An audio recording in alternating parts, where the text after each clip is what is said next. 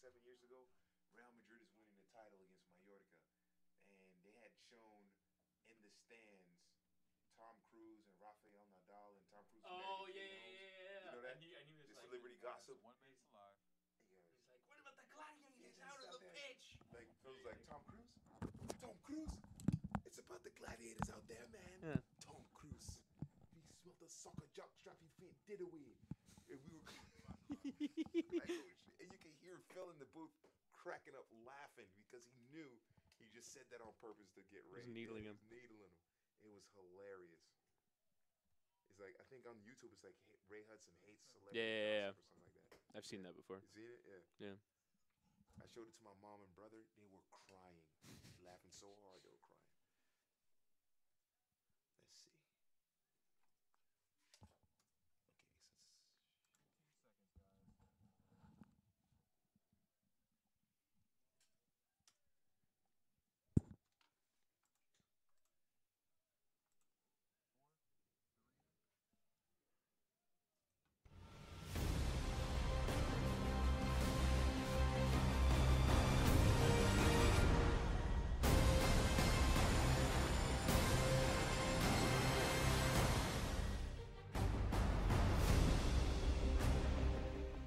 Match day 2 in USL brings us to the Champions Soccer Stadium in Irvine, California, as Orange County plays host to Sacramento Republic. New managers for both of these teams. Sacramento gets off to a winning start. Orange County a week ago on this ground finished in a 1-1 draw with Phoenix Rising, a 90th minute equalizer for Alex Cronali, who scored the goal and thus has earned a start. He'll start alongside Thomas Yule-Nielsen in that center back partnership.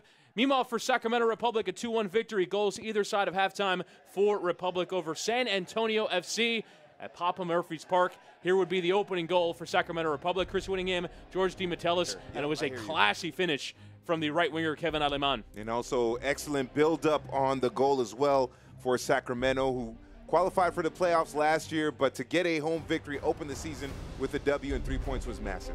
Meanwhile, for Orange County, did start to rain quite a bit towards the end of the match, but great resolve to get that 90th minute equalizer and the point at home. Yeah, it's never too early to start talking about the playoffs, and if a victory or a draw at home with a late goal can build the confidence for Orange County SC going forward, that is massive. So it was an important point for them, especially at home.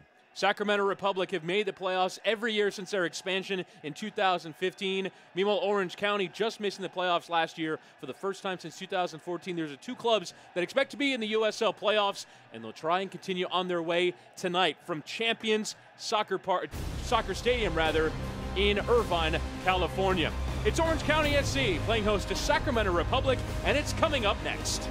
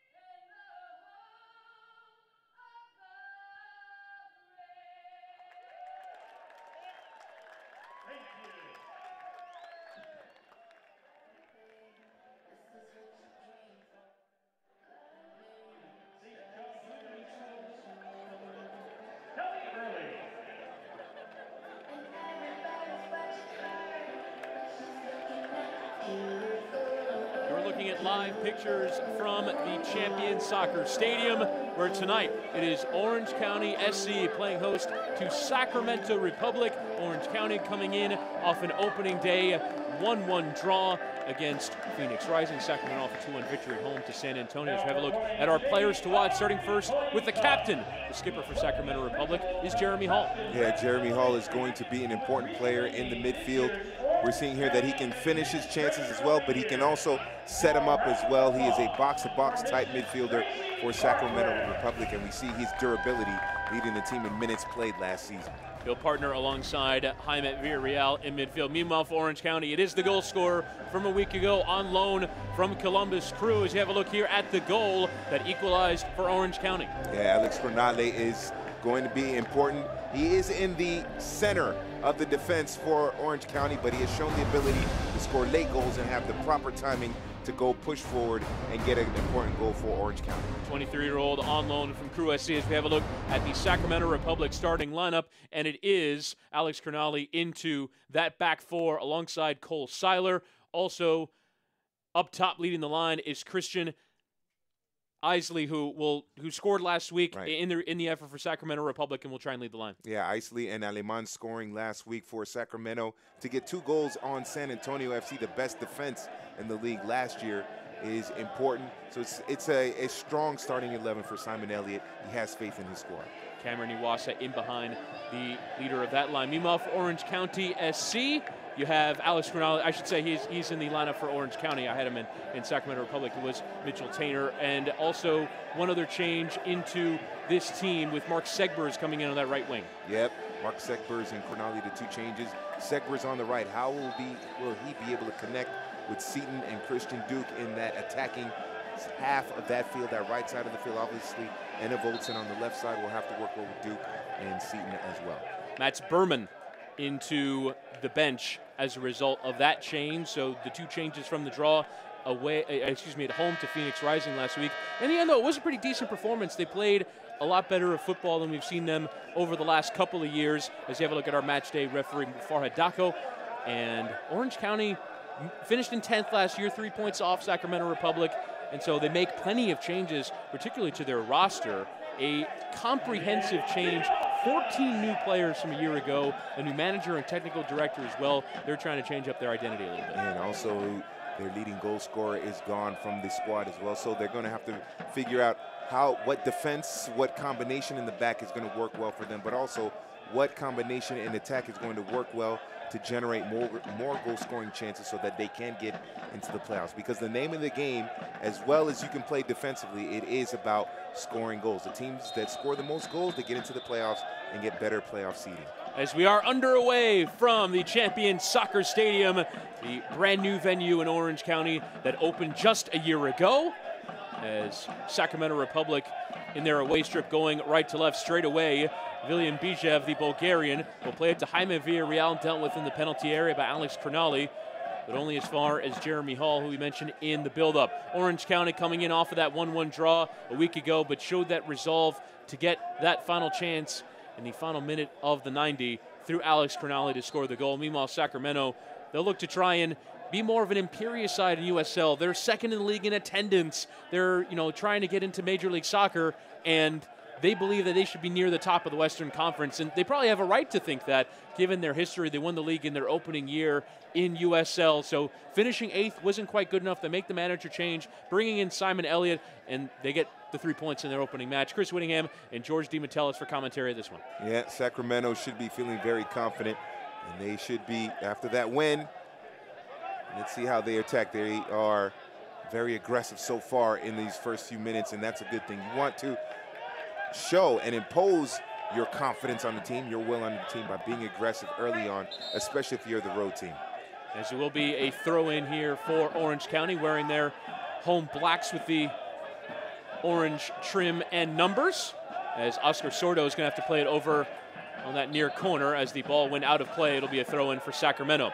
As we can quickly run through the teams for either of these sides, as you see William Bijev with Hayden Partain in behind him.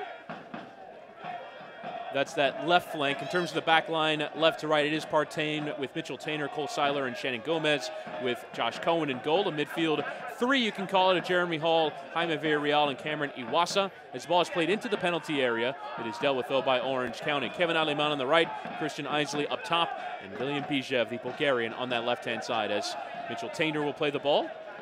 Back to his goalkeeper. Chasing for Orange County is Michael Seaton. He'll lead the line in a similar 4-2-3-1, 4-3-3 kind of shape for Orange County, with Mark Segbers on his right and Thomas Enevoldsen on his left. A midfield three of Aiden Quinn and Koshi Hashimoto, with Christian Duke kind of in front of them as it's given away. Here's Hayden Partain on his way, but dealt with there in the center of the park, and eventually played on by Kantor Owusu-Ansah. Yeah, very aggressive so far by Sacramento. They've come out, they've had a lot of the possession. They're running at players, looking to send players into space with passes. So aggressive start for Sacramento. Taken down well by the Costa Rican Canadian, Kevin Aleman. Born in Costa Rica, played most of his club football in Costa Rica, but moved to Canada at age 10, and now is a Canadian international. And his last name translates to German. So what does that tell you? I don't know. I think it's just funny. He's a well-traveled man, yes. That's what you can say about that. Coming to Sacramento from Deportivo Saprissa in Costa Rica. Also played at Herediano and Belén in the domestic league of Costa Rica. As there's Jaime Villarreal on the ball. Finishing out the Orange County team, Oscar Sordo at right back. Next to him is Thomas Yul Nielsen at center back, with Alex Cronali and Kantor Owusu-Ansah, the Ghanaian. As a solid header there from Oscar Sordo is back to the goalkeeper on loan from NYCFC and MLS, Andre Rawls. Cronali, he'll play it to the feet over there on that left-hand side of Christian Duke. He'll wear the captain's armband tonight, coming over from Swope Park Rangers in USL. Christian Duke was a key member of Swope Park in their multiple playoff runs. A creative player at the top of the tack. One of the players brought in to help Orange County get more goal-scoring opportunities and help improve their attack in this season. Solid step there from Aiden Quinn in midfield. The ball is free. It's picked up by Segbers, and now he'll carry on his way. Has the run in the penalty area of Seaton. He stayed on side. It falls to Hashimoto and forces a good save of Josh Cohen. Koji Hashimoto with a decent left-footed effort for Orange County SC's first chance. And credit to the referee as well for letting play resume. Segbers was clearly fouled, maybe even a yellow card foul, but the referee letting the rhythm of the game go, and eventually it built up to a great shot here by Koji Hashimoto. So Orange County catching Sacramento on a little bit of a counterattack.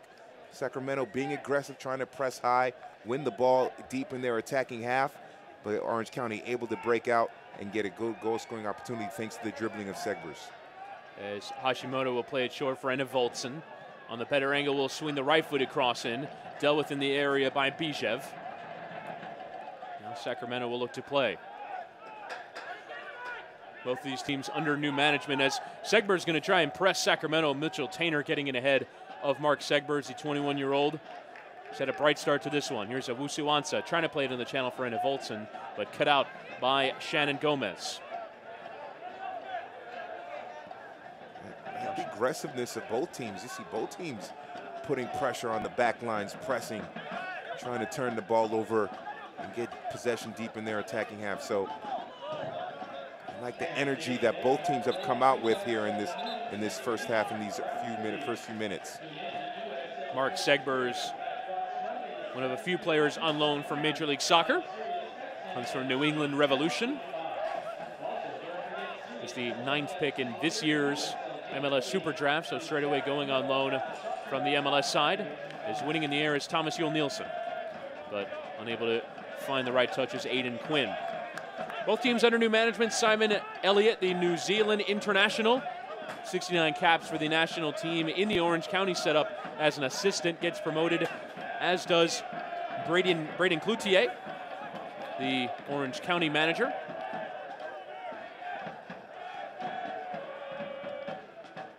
He replaces Logan Paws as the manager of Orange County SC. Finished 10th in the Western Conference in USL a season ago.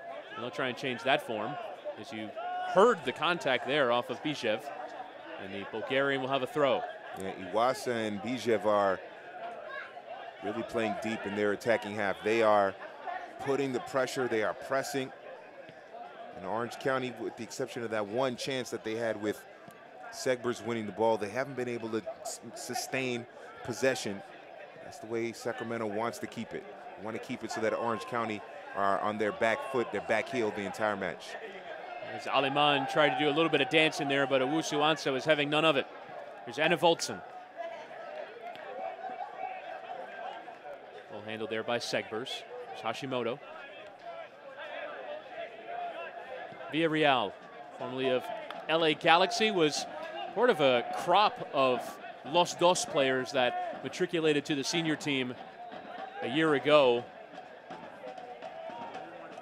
Both Kurt Analfo and Siggy Schmidt gave them their chances, but not too many of them worked out. Now Villarreal playing again in USL with Sacramento. Here's Hall.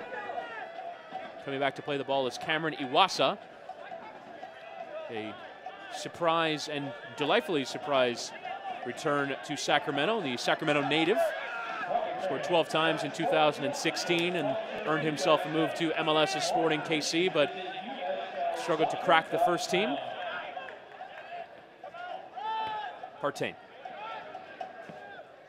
Cole Seiler.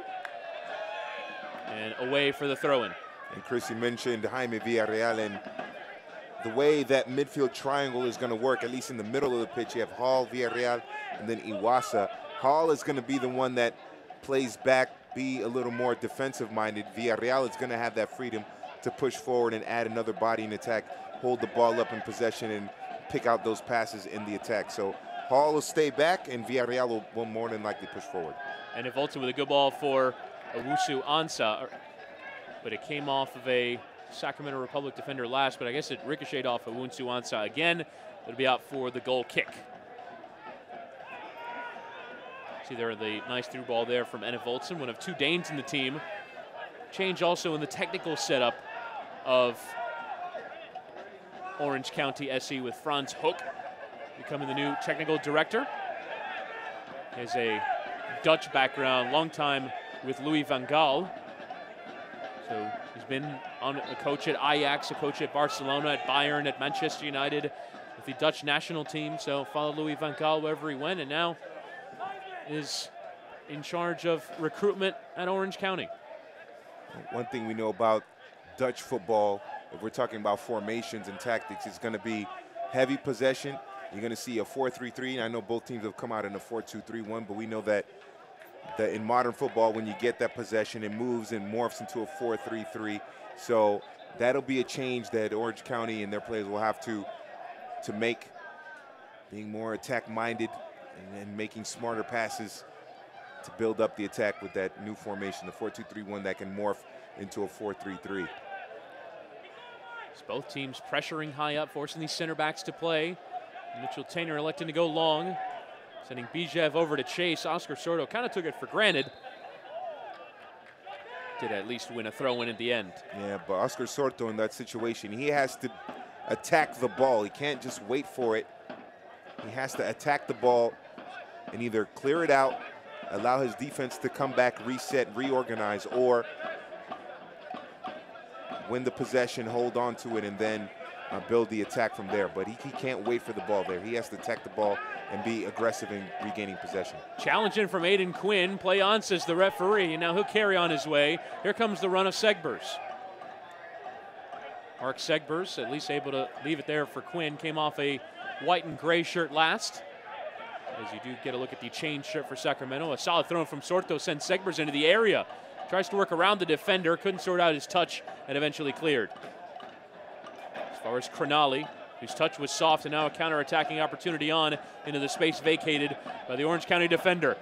Three in the attack. Iwasa plays it in for Isley, who tries to peel it back, but it comes off Cronali and out for the corner. Oh, the pass from Iwasa, it was the right idea. The pass is a little too heavy, and I thought he maybe should have made the pass a little bit sooner, because then Isley would have had a better opportunity, a better angle to take the shot. Actually, it looked like when he was making the run before he made the pass, a little bit of space had opened up for him on the right where he could have just run into that space and taken the shot himself, Cameron Iwasa. So it was a positive movement. It led to a corner kick, but a little bit better decision-making there. It will be Aleman who will swing in the corner. Comes all the way through. Glanced off the head with a black shirt. It's Aiden Quinn who got something on it. It will be a throw-in for Sacramento. Sacramento does lead the all-time series between these two teams. It is very close. Orange County can draw level with a win tonight, as a long-distance effort is attempted there by Mitchell Tainer, but could not make its way through the massive bodies. Now counter-attacking opportunity is on. Way off his line is Josh Cohen. Open goal for Michael Seaton to aim at. Trying to take him down. The cross is sent in. The touch is towards goal from Hashimoto. It will fall to Anna Voltz, a fantastic sliding challenge in from Cole Seiler, and Sacramento survive. It will be a corner, though. Whoa, Josh Cohen. That was madness right there. Josh Cohen. First of all, it's a great ball over the top to play Seaton into space. Cohen, he takes too long to decide to come off the line. If you're going to play Manuel Neuer's sweeper keeper, you got to get to the ball first. He didn't do it, and then all kinds of chaos ensued in the area. But Josh Cohen, if you're going to make that choice, you have to be more aggressive. You almost have to meet the ball at the same time Seaton makes the ball or meets the ball in order to prevent a goal. Hashimoto swing in the corner. Cohen couldn't get there to punch. Inauspicious start for him as the cross is then returned in, clipped away by a white and gray shirt. Hashimoto sending it again. Cohen again aggressively punching. This has been an awkward sequence from the Republic goalkeeper, but a free kick given in the end. Josh Cohen. As you can see, he knows. A sigh of relief there from the Sunnyvale, California native. He's saying, woo, I'm glad I didn't give up a goal on that play with Seaton coming way out of his line. And also, you should say that Seaton could have gone down under the duress of that challenge. And because of the rules, that might have been a red card and Cohen would have been sent off. So that was, you have to give Seaton a little bit of credit for some integrity there, although maybe the integrity keeps Orange County or Sacramento in the game. And that was certainly a maddening sequence. I know if you were Simon Elliott, you are fuming at Josh Cohen and relieved that there was no goal. It was actually Sacramento who on the benefiting end of this a week ago. You see some of the traveling support for Sacramento Republic, as the San Antonio goalkeeper, Diego Restrepo, went flying off his line and then earned a booking for a challenge against an Orange County player. So Josh Cohen coming racing out. I will say, though, to me, the reason to question the decision a little bit is because it seemed like the center back had it covered. So Josh Cohen could have stayed, as the long throw is sent in towards Anna Voltson. A decent flicked-on header. Hashimoto is going to try and win it. Ball continues to fly in the air, and a bad touch there from Quinn sends Sacramento Republic on their way again through Iwasa. Iwasa might just go direct to goal this time, but he's defended by 3 black shirts. Oscar Sordo stepping in and dealing with it. And earning the throw-in. Yeah, I know Iwasa wanted it to cut back to his right. Just take it to the end line and then try to beat the goalkeeper, Andre Rawls' far post. But that's the second time we've seen Iwasa eat up a lot of green in front of him, ton of space to run at that Sacramento or that Orange County defense. So Orange County getting caught out on counters attack, that's going to be a problem for them. Poor ball there from Christian Isley. As is typically the case with USL and really all of American soccer, you see players coming in from all over the world. Isley coming from Finland, also played in Sweden for a while. His opposite number in terms of a striking point of view, Michael Seaton, coming from Israel and is Jamaican. So plenty of well-traveled players coming from locales abroad. Sacramento's roster represents 8 different nations. The beautiful game. It really is what maybe the only game in the world where it can unite people. Just people from all over the world sharing that same uniform. It's a beautiful thing. Mark Segber's touch just letting him down.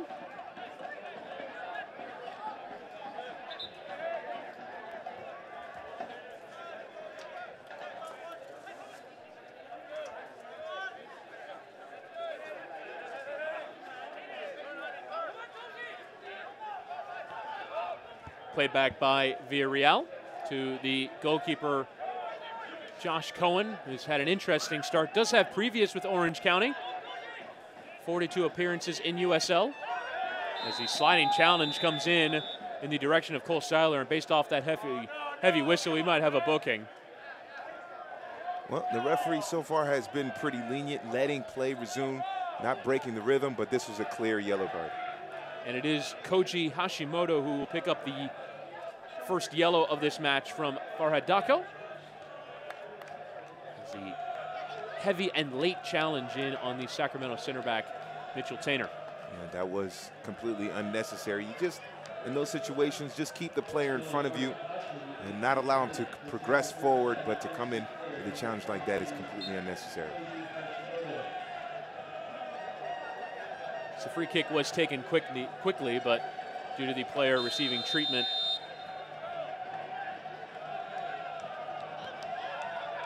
they'll re-go.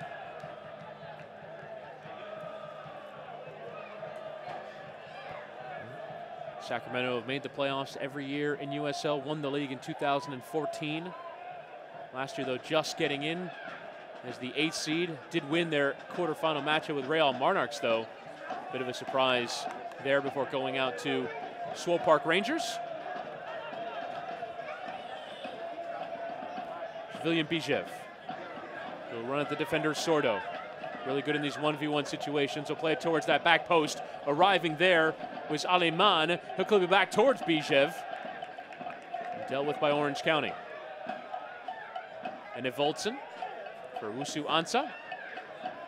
Try and play as Christian Duke letting it run with no one behind him.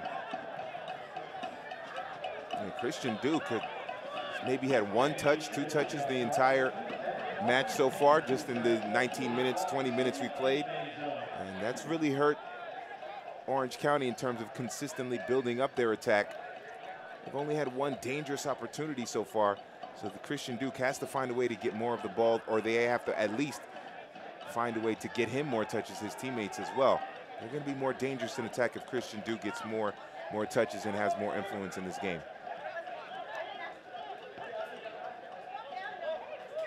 Mitchell Tainer, native of Storrs, Connecticut, joining the offseason from the Toronto FC setup. 47 appearances for TFC2. And 1 for the big club in the Canadian Championship. Now looking for a regular run of games in Sacramento. We're dealing with some injuries, having just 6 players available on their bench. The ball is played back to Andre Rawls, who under pressure gets it out of his feet. They couldn't find Enna Voltson, will be out for the throw. Rawls on loan from NYCFC, and if he is to play with NYCFC under Patrick Vieira, he will have to learn to play with his feet. Yep. So part of the experience here. Well, that's the evolution of the modern game, especially for goalkeepers, is they have to be better and comfortable with the ball at their feet. They want to build the attack from the back, and no one plays further back than the goalkeeper. So that's a skill that needs to be developed in modern football for goalkeepers. Lovely 1-2 there between Bijev and Jeremy Hall, who continues on his way. Loves himself a 1v1. Wins the ball back, does the Bulgarian, but it ran out of play he could get a boot to it. Yeah, Sorto has had some difficulties in containing Bijev in this match so far. Bijev has been able on a couple of occasions to get past Sorto. He feels confident. You could see that he's confident that he could take Sorto one-on-one whenever he wants. That's going to be something to watch for as this match progresses. Partain into the channel for Aleman, who worked around Cronali but couldn't work around Yul Nielsen.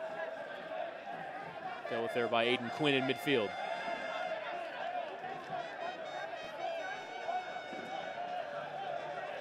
You see at times Michael Seaton waving his players to come forward, as does Hashimoto. Segbers and before him last week, Mats Berman were at times bunkered in on that right-hand side, so you have to kind of come out of their shell a little bit. Yeah, Seaton doesn't, when they are in defense, they flatten out to a 4-4-2, and Seaton is just calling for anyone to come up and help them out at the top of their defense to try to add another player to put pressure on whoever is knocking the ball around in the back line, and also kind of cut off any space, make it more difficult for that back line of Sacramento to get the ball forward. So he's just calling for someone to kind of fill out the 4-4-2 defensively for Orange County. Nicely done there by Seaton to bring the ball down for Segbers. If he can sort his feet, I can play in. Seaton, well dealt with there by Sacramento Republic. The ball is only as far as Hashimoto. Try to cut it onto his left.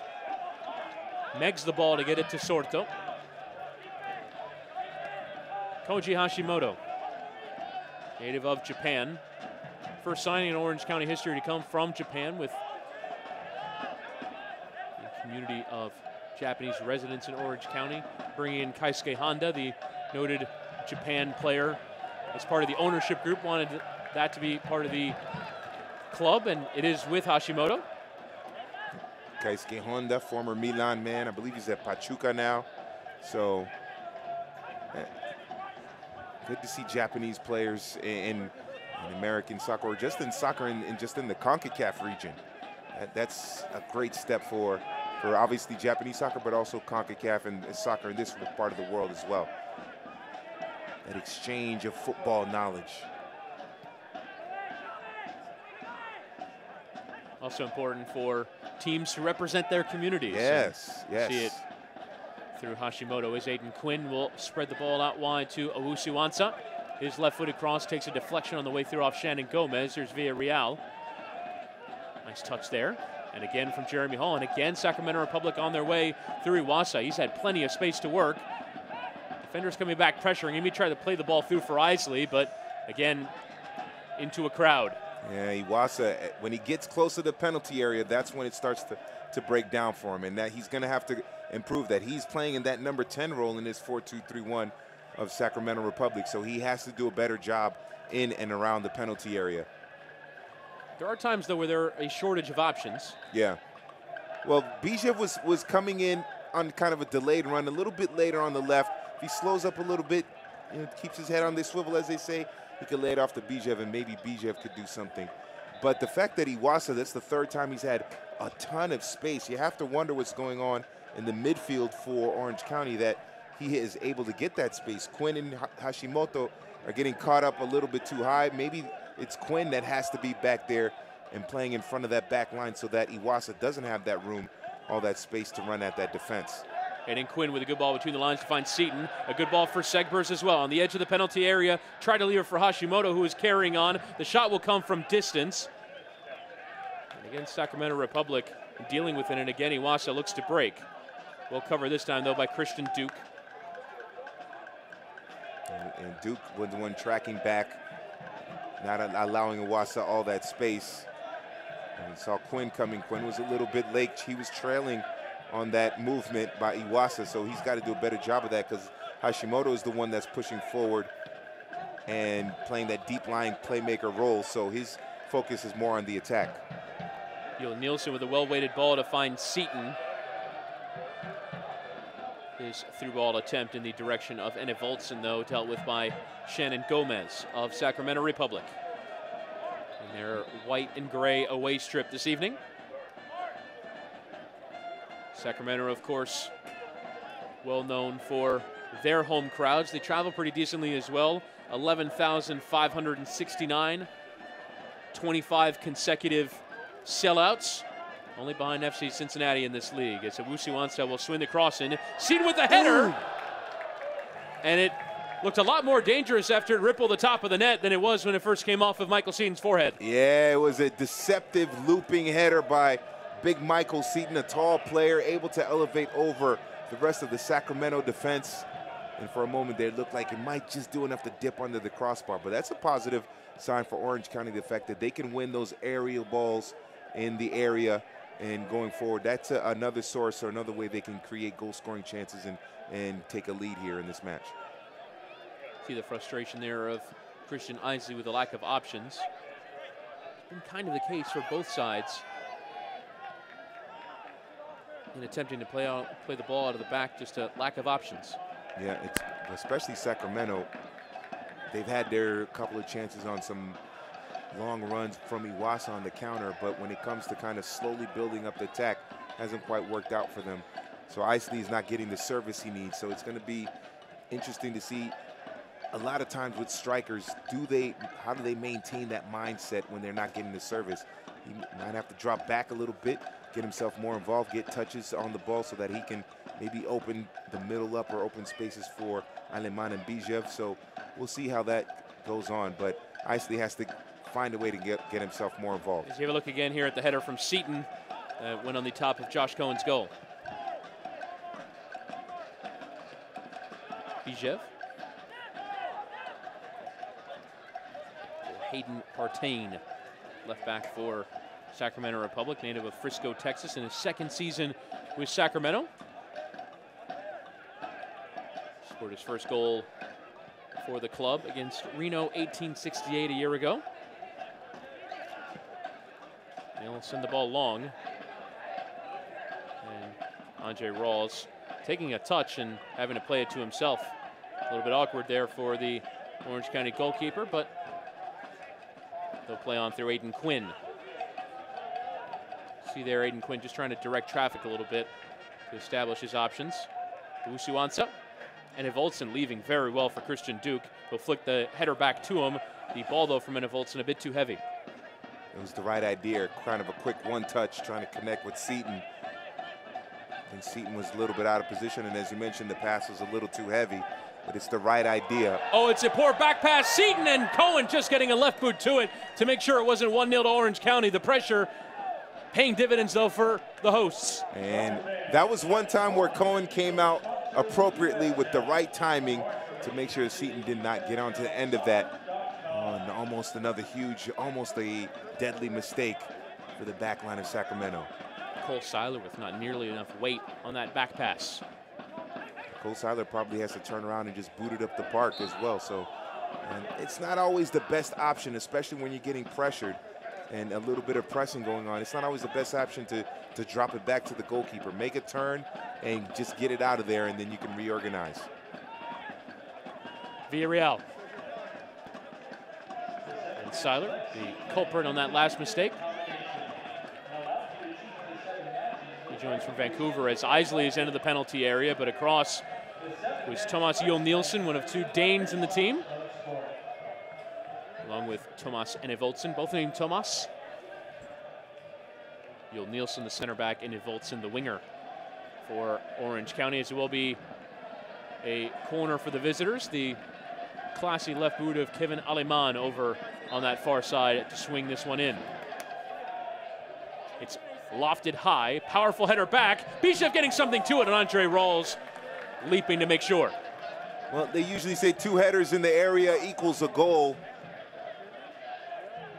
Not the case for Sacramento, but still a positive sign going forward that they were able to get those headers in the frame. So we've seen 2 dangerous headers in the span of about 2 or 3 minutes here in this match. So set pieces are becoming more and more important in terms of the outcome and the result of this match. We'll see which team actually can score off a set piece if that proves to be the case. Partain coming forward. See, they're mainly playing the ball with his right despite playing at left back. The usual left back, Josh Turnley, is out due to injury, so Partain perhaps playing on the wrong side for his skill set. You do see that a bit more often, though, now in the World game where left-footed players will play on the right and right-footed players will play on the left. Just sometimes does make the passing angles a little bit awkward as Sorto and Segber's exchange. Well, I call that the Arjen Robben effect because Arjen Robben out wide on the right. Christian Duke to the feet of Michael Seaton. He can find the shot or the pass. He does not, and now a counter-attacking opportunity is on for Sacramento. Because Arjen Robben playing out on the right, I mean, we all know he cuts back into his left, and then he scores, so I guess that's the attitude. If you play on the left, they want you to be right-footed so you can cut back into your strong leg and make those passes, and obviously vice versa. So that's what I think it is. It's Arjen Robben, the Arjen Robben effect on the World game. And then at club level, he had Franck Ribery, who did just the opposite, Exactly. as a right-footed player on the left. Mm-hmm. Yep. Here's Hashimoto. Seaton has done very well as a builder of the play. As the ball is played through towards Evolson. He's going to go Thomas Evolson. Decent opportunity, but just high and wide. Some great passing through the midfield for Orange County, sending Evolson through, and he had the right idea. Just can keep the shot down. It's Christian Duke that sends him through. We've been saying it. When Duke gets those opportunities, he gets those touches, he's able to make the right pass. It is a well-weighted ball into space, and Evolson runs onto it. And he made the right decision. He just can keep the shot down. But if Christian Duke has the space and time, no one pressed him, no one put pressure on him, so he was able to pick out that pass. That back line got caught too high, and Evolson timed his run well. Lovely ball there again from Evolson for Segbers. Absolutely leaves a player in the dust as Hashimoto's first time effort is well saved by Josh Cohen. And Sacramento, remember early in this first half, they were putting pressure, they were pressing the players, but now Orange County, they're just getting all kinds of space to operate. Segbers, he's gonna beat any Sacramento player one-on-one. We've seen that so far. And I think Hashimoto's got to put a little more power onto it, but still some encouraging attacking, positive signs in the attack for Orange County. They're finding the spaces, they're making the right passes. Now it's just a matter of finishing them. Poor Hayden Partain had no chance.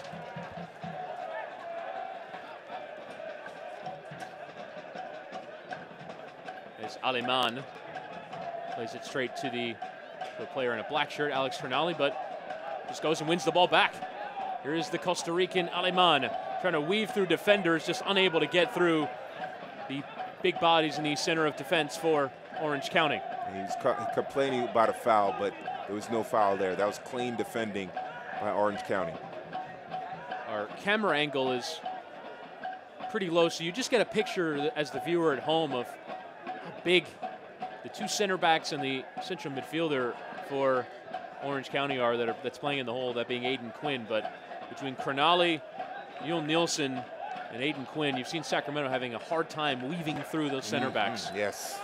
As Segbers is going to try and play this ball off the long attempt out of the back. Come out here to Christian Duke. And Evolson, very well between the lines is Orange County.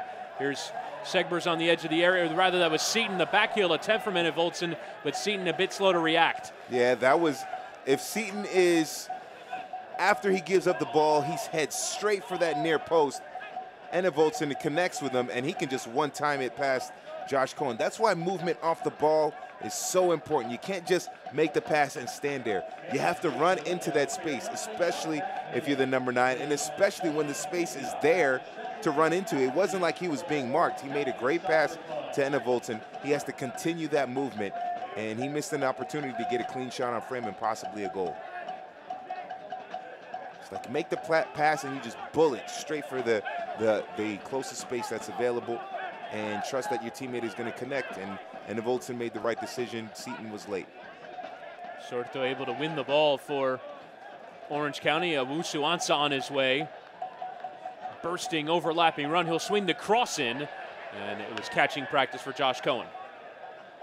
But Orange County, Sacramento Republic have to tighten things up defensively, because Orange County right now, they are picking them apart. They have players that can break down anyone one-on-one. We've seen it with Evolson. We've seen it with Segbers, especially Segbers.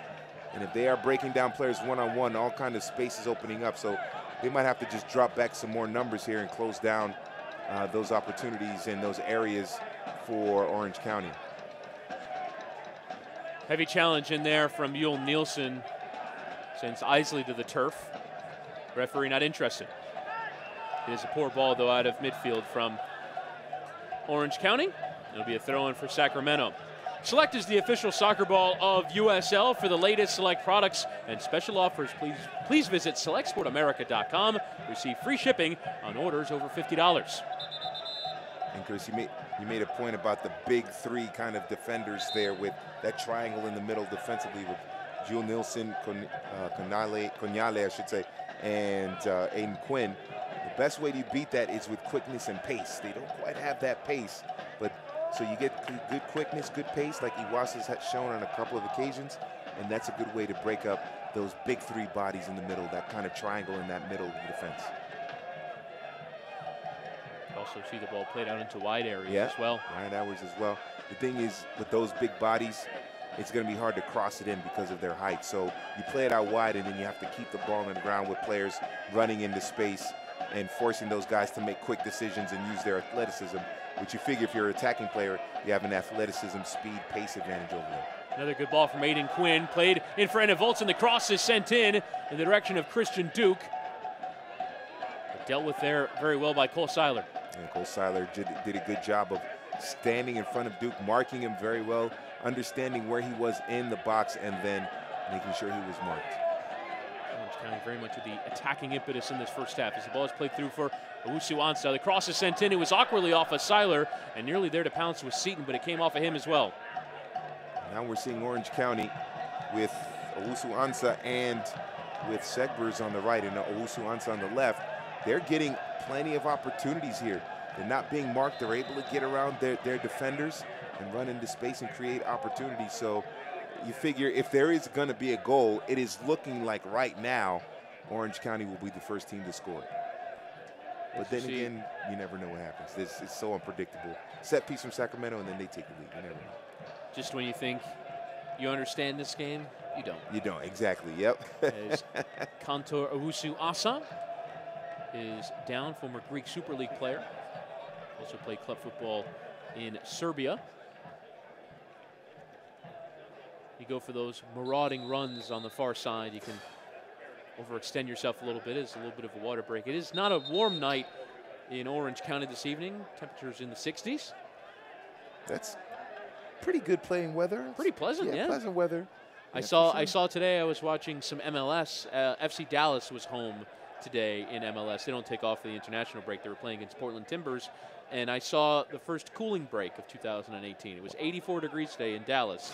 So it warranted a cooling break. As in other areas of the nation, it snows. Yeah. We need time for a water break in Dallas. I imagine we'll see a few of those in Orange County as the season carries on. Here's Jaime Villarreal, the feet of Cameron Iwasa. You see sometimes a struggle to make that jump from USL to MLS level, as it's a lovely move there from Aleman into the penalty area towards the byline, and Alex Cornali there to deal with it. Slick footwork from Kevin Aleman leading to a corner kick, and there's that quickness, that athleticism we were talking about in terms of breaking down the Orange County defense. Aleman has been able to do it. Iwasa has been able to do it. Bijev has been able to do it as well. As the corner swung in off the back of the head of Viljan Bijev, nearly on the target, and Cole Seiler there to pick up the scraps, but his effort just going wide. Oh, another opportunity. Another two heads in the area. Doesn't equal a goal, but still, the fact that Sacramento can win those aerial battles means that they can be confident that they can get a goal out of it eventually.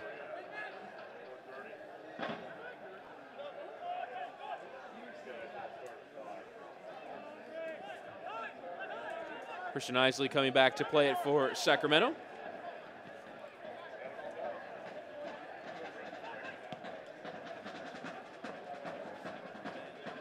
Seen some Route 1 football from either of these sides. With Quinn, though, trying to change that as he does so successfully through Anna Voltson. And Hashimoto. It's a good ball for Segbers, and again, 1v1 against the left back, Hayden Partain. He tries to get the challenge in, instead playing in Sorto, who overlapped. He'll get the cross in, high arcing towards that back post, and Voltson arriving, but Seiler deals with it. He's been involved plenty in the play. Class there from Shannon Gomez, but poor touch there from Aleman, gives it straight to Owusu Ansah.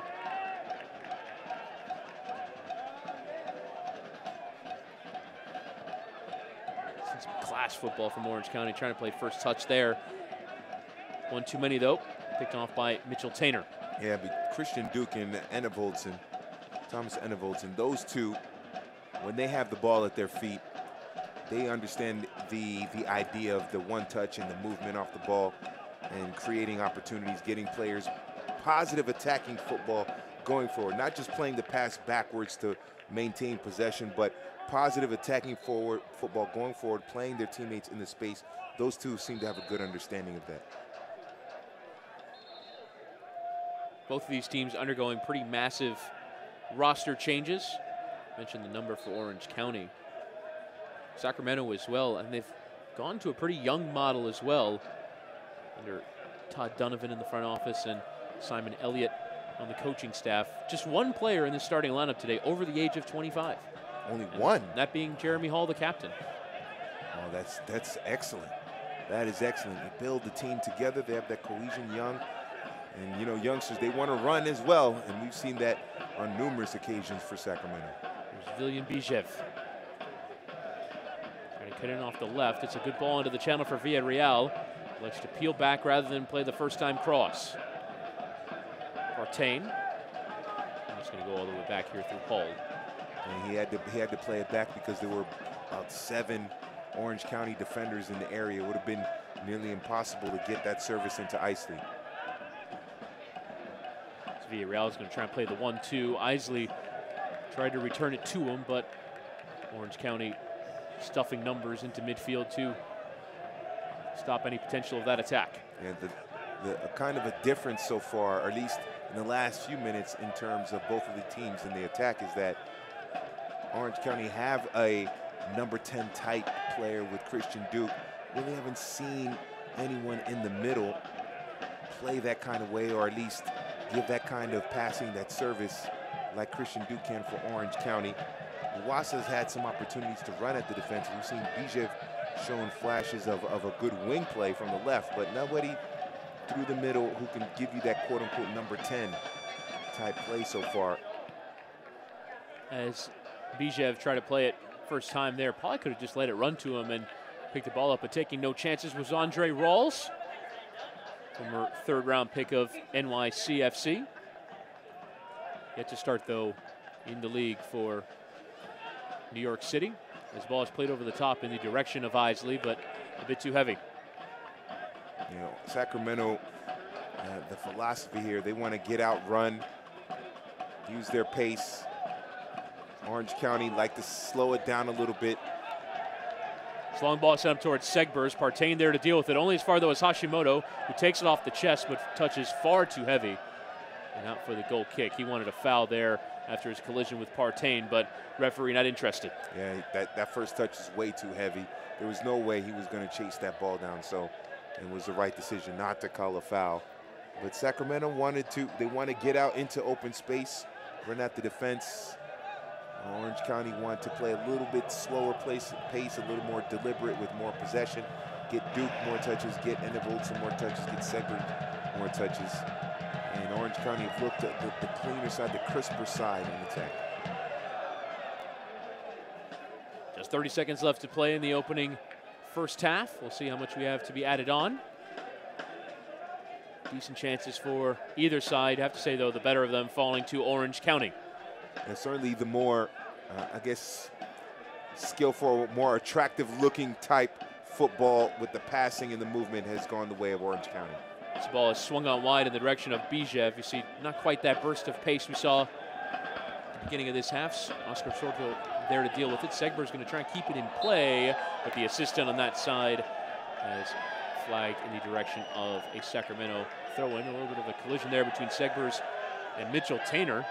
Now the referee is going to have to break them apart.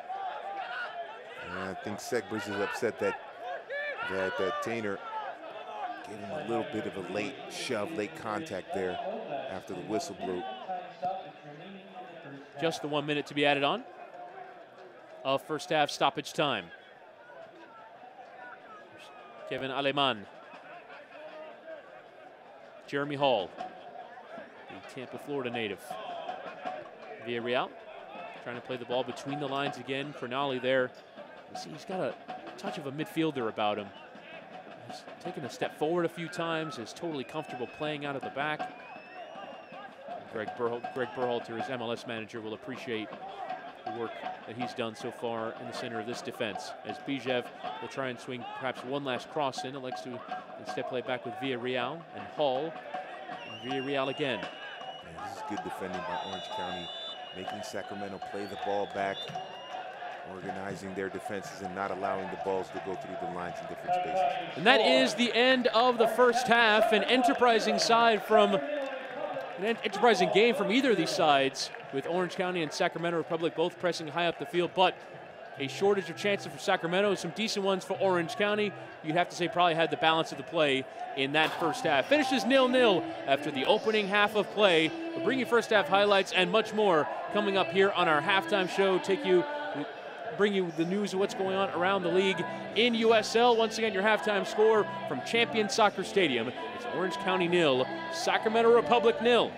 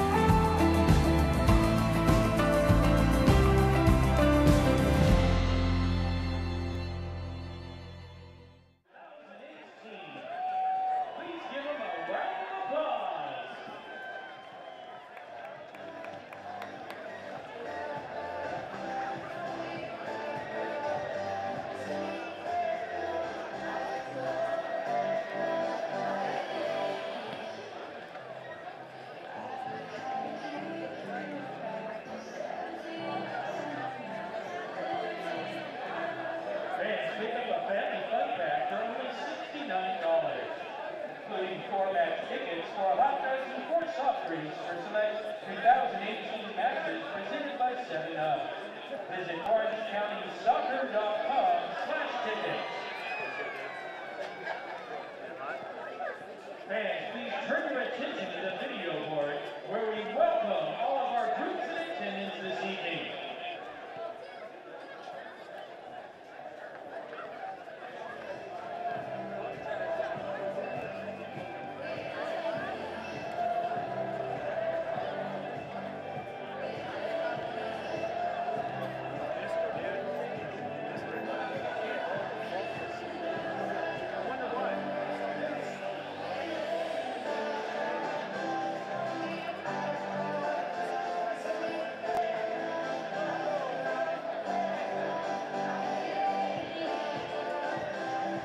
You're watching coverage of USL Soccer as tonight we're live from Orange County, the Champion Soccer Stadium in Irvine, California. As your score after 45 minutes of play, it is Orange County SC 0, Sacramento Republic 0. Let's take a look at the first half highlights. Chris Winningham, George DiMattelis with you for this one, and it would get started with Orange County. We saw some good work from Mark Segbers in that first half. The ball would pop out to Koji Hashimoto. Yeah, Koji Hashimoto, very influential in this first half, had a great opportunity there. And then some chaos here. Josh Cohen takes a bad angle. He mistimes his run out of the box. The sweeper keeper effort did not work. And luckily for him, he didn't score as Hashimoto's shot is blocked. And then another opportunity off a couple of good chances for both teams off set pieces and the aerial play in this match. Again, it would come out to Hashimoto. You see a multitude of crosses. Cohen there punching, colliding there with Michael Seaton. As you saw there, the heavy challenge that earned Hashimoto a booking. Mentioned his influence in the game, not always positive, but I think we saw from Orange County was terrific passing between the lines. Here, Enne Voltsen with a cracking opportunity. Yeah, it started with Seaton coming out, making himself available for the pass from Hashimoto, and then quick one touch to Duke. Enne Voltsen making the deep run, and then Duke finding him into space. So that was some beautiful football there. Didn't lead to a goal, but still encouraging signs for Orange County. As you've looked there at the disparity in shots, but possession favoring Orange County. A little bit to my surprise, I saw that also from our friends over at Opta during that first half, but I thought Orange County's possession was a bit more meaningful. Yeah, in the beginning, it was Sacramento putting the pressure and putting that attack on the back line of Orange County's back line, but the match settled. Orange County got into their game. Christian Duke got more touches, and they look more dangerous. Once again, your score at the half, it's Orange County 0, Sacramento Republic 0. You're watching USL Soccer. We're being joined today by Jake Edwards, president of the USL. Just getting ready to kick off an exciting 2018 season. Jake, thank you very much for joining us today. Great, my pleasure. Looking at some of the players, we've had a number of internationals now that call the USL home. What does that mean to you and the rest of the folks at the league that we're seeing so many of these world-class players now apply their trade here with the USL? It's important. It's a testament to the growth of the league, the exposure the league's getting around the world now, that players in a number of countries are now seeing the USL regularly, appreciating the quality of what's going on here, and want to make this the league they want to play in, whether that's Didier Drogba, Joe Cole, and players of that caliber and quality who have played at the very highest level. We've had a significant amount of players this season that have played in the Gold Cup, that have played in the World Cup qualifiers, that are playing full senior international, as well as a nice mix of some of the next best players coming out of this country, you know, players on the under-20 national teams. And it's an exciting mix on the field, and I think it just speaks to the commitment and the investment that the owners are making into their clubs, the quality of coaches we now have in our league, and their ability to recruit players from all around the world. And I think it's just the quality of the competition certainly attracting better and better players. You touched on coaching a little bit with the number of call-ups that we've seen as well from the players here at the USL playing for their national teams. What does that speak to in terms of the quality of coaching that we've seen? It's great, and it's an area of our league we take seriously, and we spend a lot of time on. We have a full-time department here that just works with our coaches. It is critical that we continue to attract better coaches all the time. We've got coaches now that have coached at the MLS, that have coached in Liga MX, that have coached in some of the top leagues around the world.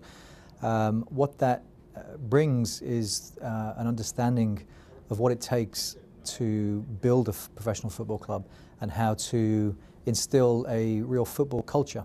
Make no mistake, it's a large reason why we have so many top-class players coming in the league, and it's testament to the quality of coaches. Last year we had 2 coaches go on the new Federation Pro license. Now we've got 9 coaches on the Pro license this year, and more coming next year. So those coaches are doing tremendous work at the clubs, from the first team all the way down to the youth programs in the community. You're watching USL Soccer. Terrific stuff there from Jake Edwards, the president of USL. Orange County 0, Sacramento Republic 0. Your score after 45 minutes. Let's take a look at some news and notes from around the United Soccer League. We saw first Reno 1868 and Las Vegas Lights in the Silver State Cup. We can potentially work on that name from a rivalry point of view, but the two teams in Nevada will take each other on tonight. Nashville SC, they get started with a 0-0 draw today at home to Pittsburgh Riverhounds. Over 18,000 in attendance, and we saw the goals from around USL, and that has continued this week. A 3-1 victory for Atlanta United 2 over New York Red Bulls 2. We had a 4-2, we had a 2-3, a 2-1. Plenty of goals coming in from around the grounds in USL. And for Swope Park Rangers, Carlton Belmar with 2 goals and an SPR 4-3 victory. He had 2 more today, so 4 goals in 2 to start the USL campaign for Carlton Belmar, Swope Park Rangers, who have been terrific in their first 3 seasons in USL. Once again, your score here at the Champion Soccer Stadium. It's Orange County 0, Sacramento Republic FC 0. You're watching USL Soccer.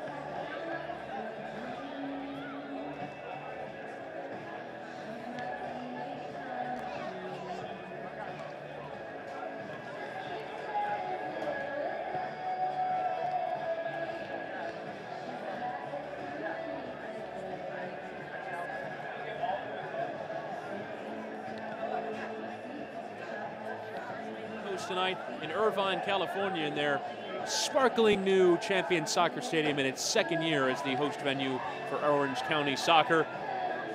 Your score, though, after 45 minutes, it is 0-0. Let's take a look at the upcoming matches for Sacramento Republic. They're away in the Rio Grande Valley next weekend. Yep, they have.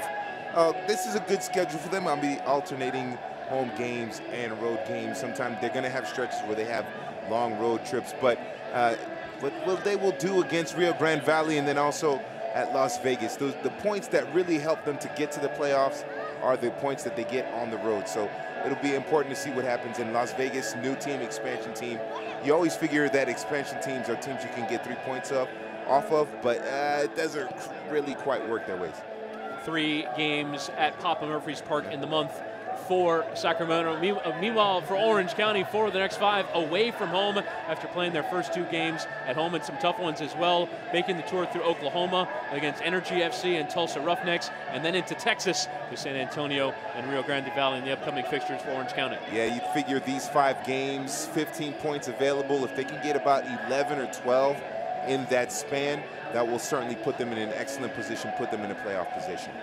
I would say more like 6 or 7. I mean, you 6 look or at, 7? I mean, four games away from home. I mean, it's really difficult to win away in this league. Yeah, so if you do the math, you get we have 4 points and then you win LS7. Right. Yeah. It makes sense. Yeah.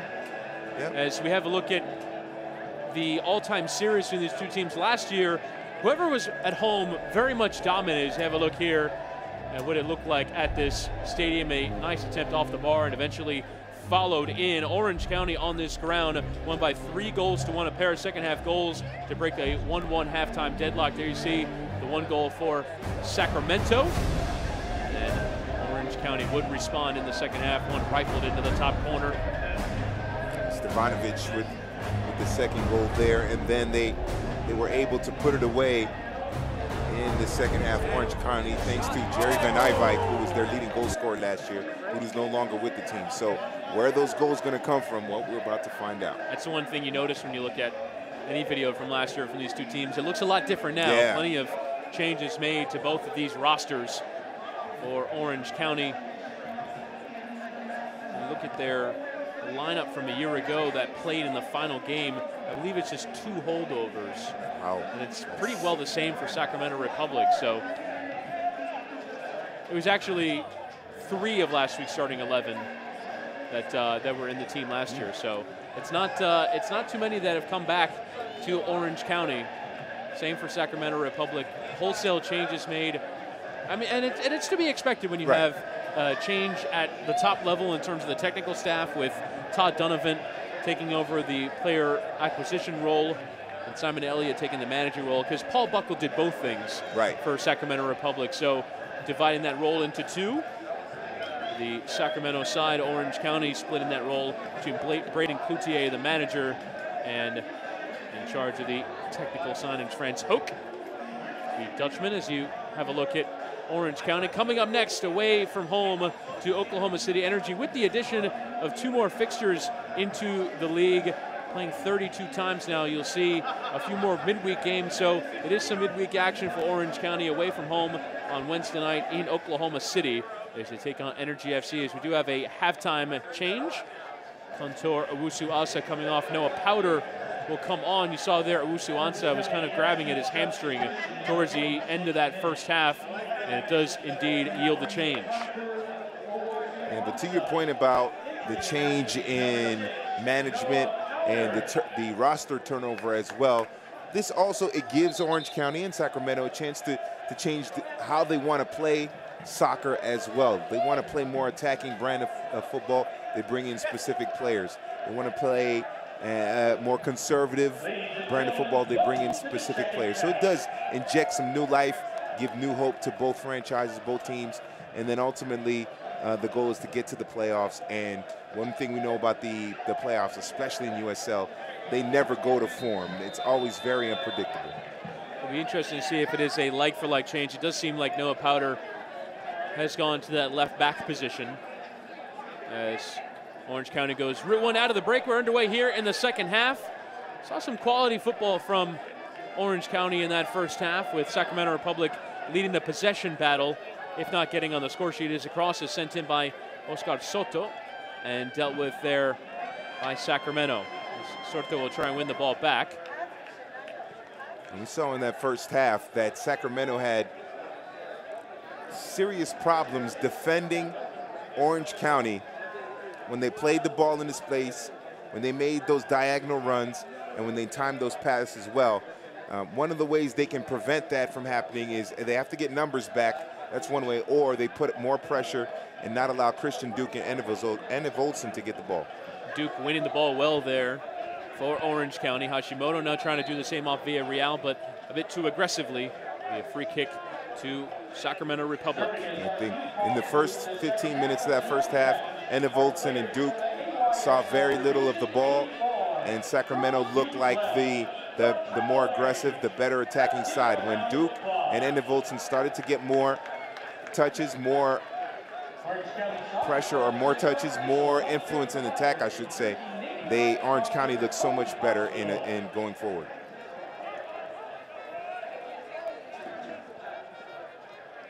Sacramento have not won on this ground, I should say, since 2016, dropping the away fixture a year ago. Being in the Western Conference, these two teams do face each other twice a year. It's sent forward there by Andre Rawls. Orange County going right to left here in this second half. Sacramento in their change strip going from left to right. Make sure you cast your vote for the USL Goal of the Week every Monday at USLsoccer.com as the road to the Fans' Choice USL Goal of the Year continues as Sacramento is into the penalty area here with Iwasa trying to pull back for Isley. It takes a touch off a black shirt on the way through, and it's off of Aiden Quinn out for the corner. And it's well done by Iwasa, but he was able to run in and get in behind that defense. He had some space that he was able to run, get into full stride, if you will, and create an opportunity, create a play for Sacramento. As it will be Jeremy Hall who's the next change. Surprised so soon after halftime. Wonder if perhaps Hall carrying a knock. And he will give Adam Moffat the captain's armband. So the Scotsman will make his appearance here for Sacramento Republic. Has really struggled with injuries over the last couple of seasons. Missed a chunk of last year due to sports hernia surgery. Signed ahead of 2017 from the New York Cosmos as the corner is swung in. Dealt with there by Michael Seaton, doing his defensive work from his striking position. No one is above it. As Gomez will send it back in the direction of Moffat. The knotted header is in the direction of Christian Isley, but dealt with there by Orange County. And there has to be some kind of injury. As it's sent in the direction of Iwasa, who established perfect position on the edge of the 6-yard area, but couldn't sort out his header. Oh, that's a lost chance for Iwasa. As you mentioned, Chris, he had the right position, got himself between the ball and the defender, got inside of Noah Powder. He's got to just keep his feet steady. Looked like he was leaning on Powder a little bit, and that caused him to be off balance. And I think Iwasa knows that he should have finished that chance. Aiden Quinn doing well to work through traffic. Sliding in there to intervene was Villarreal. Here's Isley, whose touch lets him down. And Evolson, as he did in the first half, trying to play it into the channel for Seaton to run onto it. He gives the thumbs up for the idea. The stadium located in the heart of Orange County, Great Park. You see soccer pitches in the background, either side of this main stand on this far side. As the challenge comes in on Hayden Partain, and might we have our second booking of this match? We do. This time it's Mark Segbers who earns himself a booking. Yeah, Segbers was beaten by Moffat, and he just brought him down from behind. That's an easy call for the referee. You can call that a professional foul, if you will, because Moffat was going to get past him with a lot of space in front of him to run and attack that defense. Segbers slows him down. It's a set piece for Sacramento, but Orange County gets to reset, get back organized on defense. And it is Hayden Partain who's over this free kick. And we'll send it in. Plenty of power behind it. Arriving on the back post was Mitchell Tainer, but Andre Rawls just letting that one go. It's actually not a bad idea, and when you consider that Tainer was unmarked at that far post, it was a clever idea there by by Sacramento, just not well executed. Hashimoto now trying to send it into the channel for Seaton to chase, and he gets there, does the Jamaican, as in Volson streaking on that far post, elects to peel back instead. I couldn't find either Segbers or Duke.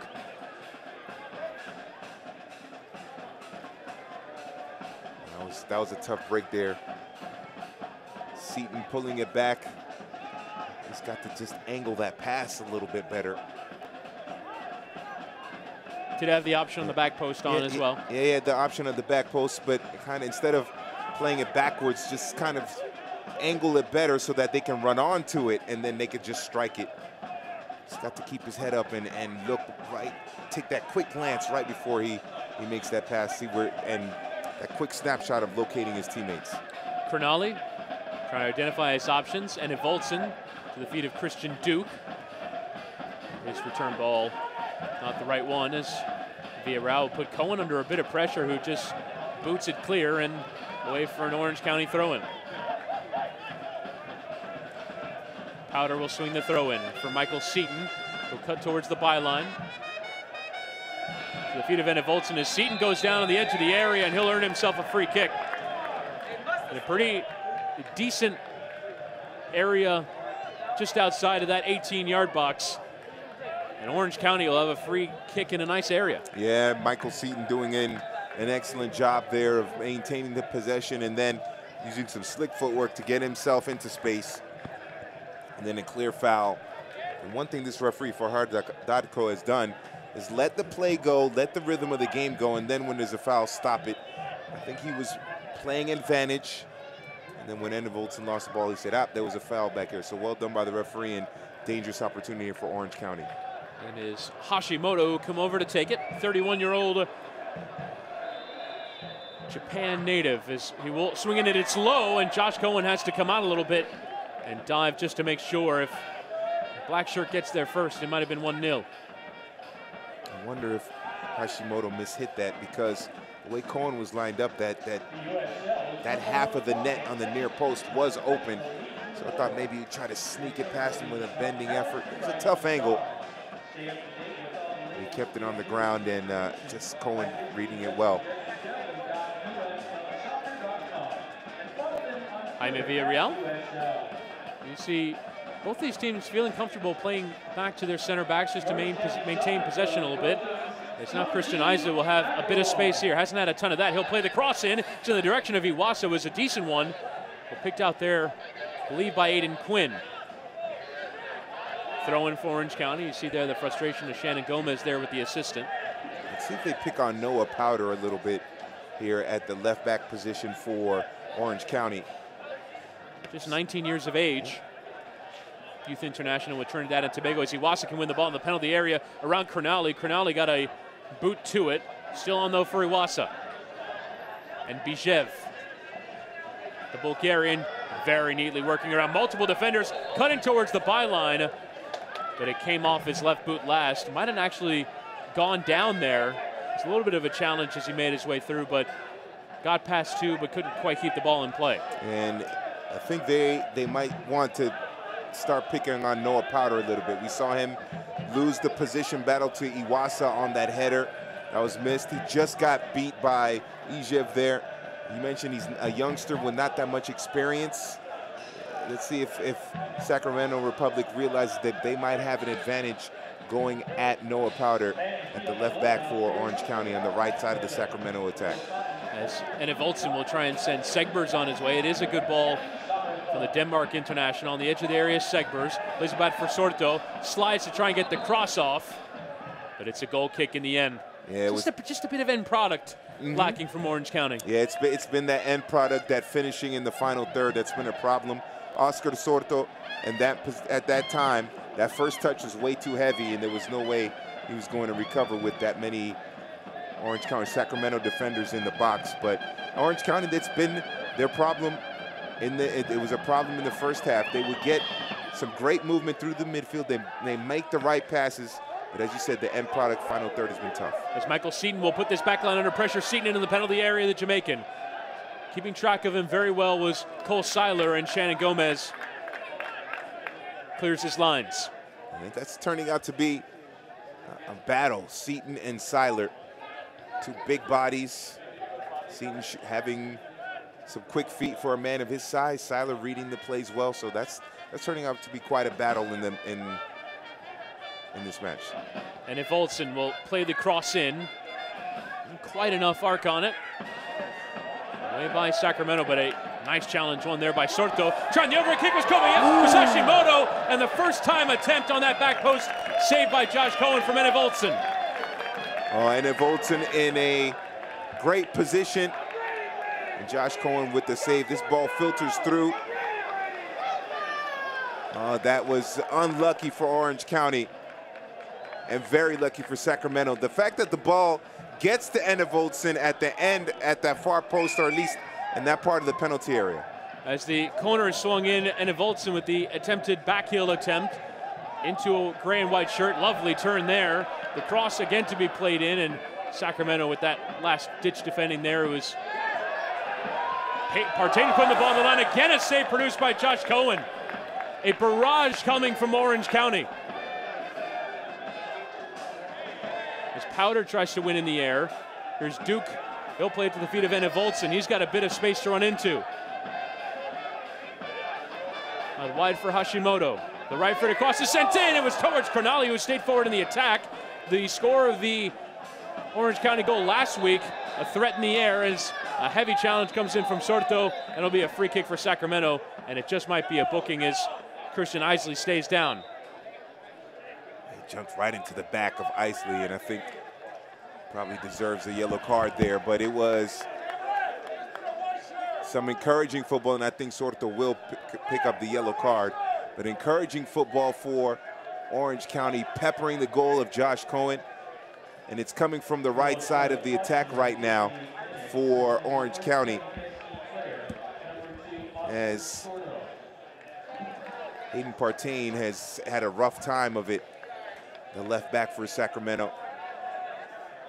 And you could see that Orange County, just in terms of man for man, they have players, multiple players who have that footwork, the quickness of footwork, dribbling skills to get past defenders and create space and create opportunities. So Orange County, as I mentioned in the first half, they look like the team most likely to get a goal here in this match. Now, obviously, as long as the clean sheet, the zero continues, you never know. But Orange County are looking strong in attack right now and playing with a lot of confidence, especially when they have the ball at their feet. So a second yellow, this one to Oscar Sorto. It's actually a third with Hashimoto and Mark Segbers in the book for the men in black and orange.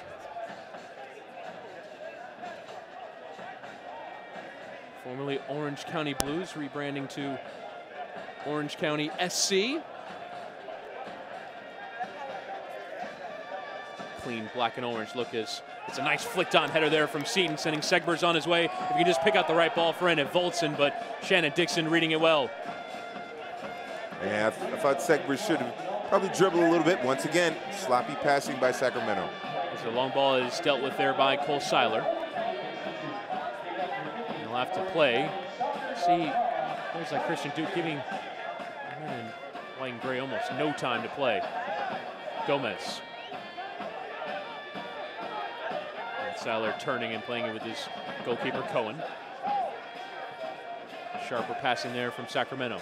Yeah, Villarreal is directing some traffic in the middle, giving instructions on where to go with the ball. Bijev losing out, but second ball fell to a white and gray shirt, but the assistant's flag was up, and Sacramento was offside. And just when it looked like Sacramento on that particular movement was getting something going positive, stringing together a good number of passes going forward, they go offsides. And the momentum right now, if you believe in that kind of thing, is for Orange County. Lovely work football there from Powder and Enev Olsen, as Enev Olsen will carry. There's Hashimoto. His first touch straight into the path of a Sacramento defender, and in trying to win it back, he fouled Mitchell Tainer. Oh, and Hashimoto has to be careful because he has a yellow card already. And the way he protested, you never know, could lead to a second yellow. So he has to calm down. You see there, Farid Dako. Part of life as an official, have to make those tough decisions. The most unpopular person on the pitch is the referee. And depending on the game, his mom might not even like him. So you never know what could happen. You never know. Aiden Quinn, the challenge comes in there from Iwasa, but able to keep possession for Orange County is the San Diego, California native. Just turned 26 on Thursday, Aiden Quinn. Comes from FC Cincinnati. USL experience also with Louisville and Orlando City. The ball is played to Noah Powder. And interchanging there on that left-hand side with Ene Voltsen. It's Noah Powder and Christian Duke just trying to slow the play down a little bit. Yeah, and a little bit of gamesmanship by Christian Duke, because he wants to make sure his side is organized. It's well dealt with there by Tomas Yul Nielsen. Orange County trying to build, but a positive step there from Villarreal. He'll carry on. Jaime Villarreal tried to play the ball into the channel for Iwasa, but just wasn't the right ball. It's looking like they've pushed Iwasa up a little bit, basically making him kind of a second striker up top with Isley. Powder will play it long. Seiler away. Can tell you what's going on in USL in the world of the Western Conference. Obviously would have an impact on either of these two teams. In terms of their opponents a week ago, Phoenix Rising leading by 2-0. They were at this ground a week ago, drew 1-1 with Orange County. A heavy sliding challenge in there from Adam Moffett. And the new captain, you hear there shouts from the stands wanting a booking on Adam Moffett. It was certainly a heavy challenge. Phoenix Rising leading by 2-0 at home to Oklahoma City Energy. Here's Ene Voltsen, left-footed cross is swung in. Away there by Mitchell Tainer. Forward by Aiden Quinn, and Paul Silo would just let it run to his goalkeeper. Well, Adam Moffett is in there to send a message, to be a hard tackling, hard marking midfielder. Try to soften up Orange County, make it a little bit easier on his defense. As for Sacramento's opponent, San Antonio FC. In week 1, Sacramento winning 2-1 on their home ground. San Antonio wins 2-1 on their home ground over St. Louis. Real Monarchs winning 3-2 at Tulsa Roughnecks. Swope Park Rangers winning 4-2, home to Seattle Sounders 2. Nice touch there from Crognali. There's Noah Powder. Plenty of space to work with on this left-hand side. Ene Voltsen. Hashimoto, he'll leave it. Here comes Segbers off that right-hand side. The cross is sent in, takes several touches on the way through, and Hashimoto was the closest to getting the decisive one. That was a great dummy there by Hashimoto, leaving it for Segbers, and then Segbers, with the fact that there were so many players in the area, he had to put some pace onto it. Takes a couple of deflections, as you mentioned, and it's a corner kick for Orange County as they are once again looking dangerous here in this second half. It's just who's going to produce the goal. As will be swung in there by Quinn, trying to get a little flick on it there was Ene Voltsen, but we'll go again. I never understood the strategy, the tactics behind the near post corner kick. That's the easiest corner kick for any defense to defend. I never understood that. Send it to the heart of the area. Try and flick it to the back post. As it will be swung in again by Quinn. This one a bit more loft on it. Away by Bijev. And Christian Duke was there to threaten, but it's actually Aleman who will play out, and Noah Powder can just settle. The problem I have with the flick on header, the theory is good, but it's so hard to do consistently. And I'll be curious what the analytics people would say in terms of the, expected goals are often goals are scored off near post flicks or near post free kicks taken. I wonder sort of what the numbers say about how corners are taken. Oh, the analytics where goals, how many goals is scored when your right shoelace is untied compared to your, oh boy. As Segbers will play the cross in. It was towards Anna Voltson. I think it took a deflection on the way through. And Kevin Aleman will play forward. A counter-attacking opportunity is on here for Sacramento Republic. Here's Cameron Iwasa running at Crognale. Turns him. He'll peel it back. Iwasa still on. Left-footed shot, and it's in! Carving the shooting opportunity around Alex Crognale is Cameron Iwasa. Scored twice in 2016 for this club and has opened his account in 2018. And against the run of play, Sacramento Republic lead away from home. Cameron Iwasa using his pace and his quickness, that advantage that he had on Crognale to get this one-on-one against Crognale. There's nothing Crognale could do to keep him in front of him. It's that quickness, and then surprising. I thought he might even square it to Isley, who was unmarked or had a little bit of space next to him to his left, but instead he surprises Andre Rawls in goal and scores a fantastic effort. But it's that's how they want to play. You get those fast players in space against those big defenders, and they are going to have their way with them, and Iwasa was able to do that. Sub being prepared for Sacramento Republic is Wilson Nisha will come on, the Englishman. Came through the Middlesbrough system. And coming off here is Christian Isley, whose night is over. Had a bit of a rough go. Yeah, he just didn't get the service. That was the issue for Isley. So his night is done, but still, he's going to be important for Sacramento going forward. Sacramento Republic in front. The Orange County had dominated so much of the play in either half. Here's Mark Segbers quickly trying to respond for the hosts. Play it for the overlapping run of Oscar Sorto. He'll clip the cross. On the back post is Duke. Couldn't quite get clean purchase on the header. And instead kind of came off his chest and out for the goal kick. Now expect Sacramento. We've said how they want to run at defenses. They want to use their pace and quickness to exploit their athletic advantage over Crognale and Jewel Nielsen. Now that they have the lead and Orange County are going to put some bodies forward, that back line is going to creep higher. Look for Sacramento to do that again and exploit those athletic advantages on the counter. As coming on for Orange County was Richard Chaplow, the experienced Englishman.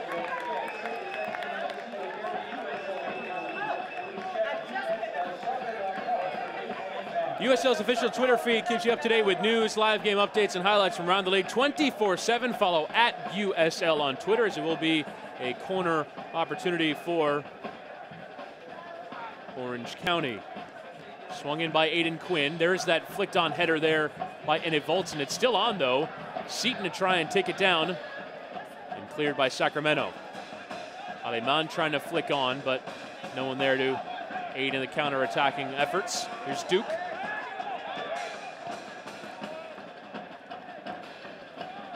As the ball is played in the direction of Thomas Yule Nielsen, who had stayed forward, but it'll come out for the goal kick. And Sacramento, well, I'm sure they paid attention to what happened last week with the Orange County getting a late goal to salvage a point in this very building against Phoenix. They need another goal here, especially to just feel a little more comfortable, a little more confident. As Duke will play it over the top in the direction of Anna Voltson. If he could just settle it down. His left-footed attempt is straight at Josh Cohen. But I believe the flag and whistle had gone for offside. Anna Voltson disagrees, but what attacking player ever agrees when they're offside? So that's a good call by the officiating crew, the refereeing crew here. But Anna Voltson, that is an encouraging sign. Anna Voltson able to find that little bit of space, get in behind the Sacramento defense. Now he just has to time it right and get that service so he can stay on sides and have an opportunity one-on-one against Cohen. Well won by Villarreal in midfield. In turn there is Aleman. Saw there Nisha getting his first touch. The change for Orange County was Koji Hashimoto off and Richard Chaplow on. So both teams have used 2 of their allotted substitutions with 20 minutes to play in the 90. This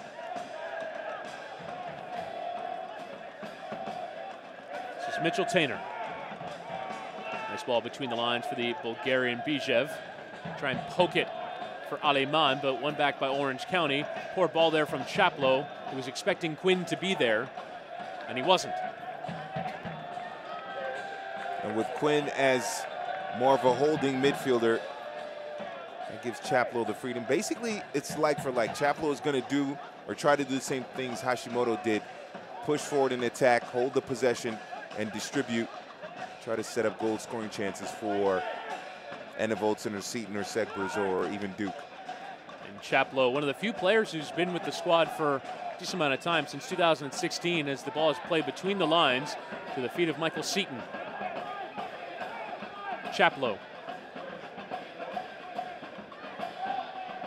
And Segbers, nice ball for Chaplow. Can he pick the right ball? It's across the face of goal, but no one on that back post arriving to equalize for Orange County. The Enevoldsen absolutely stood still for about a minute when that attack was being built. He was originally offsides and basically just stayed there. If he makes a hard run to that far post, he's able to just tap it in, and we have an equalizer right there. Enevoldsen has to be a little more active. Yul Nielsen.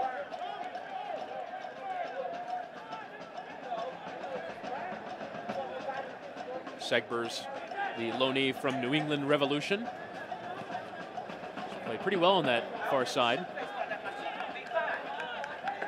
And Enevoldsen is playing that offsides. He wants to try to teeter on that line, but when the attack actually goes into the area, he needs to make sure that he is in the right position instead of just kind of lingering around. If he had just made that run to the far post, it would have been an easy tap-in for him.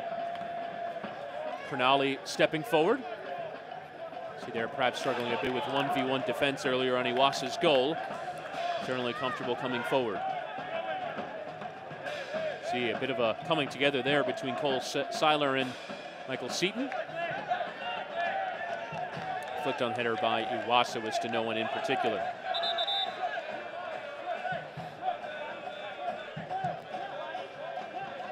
You throw in here for Powder.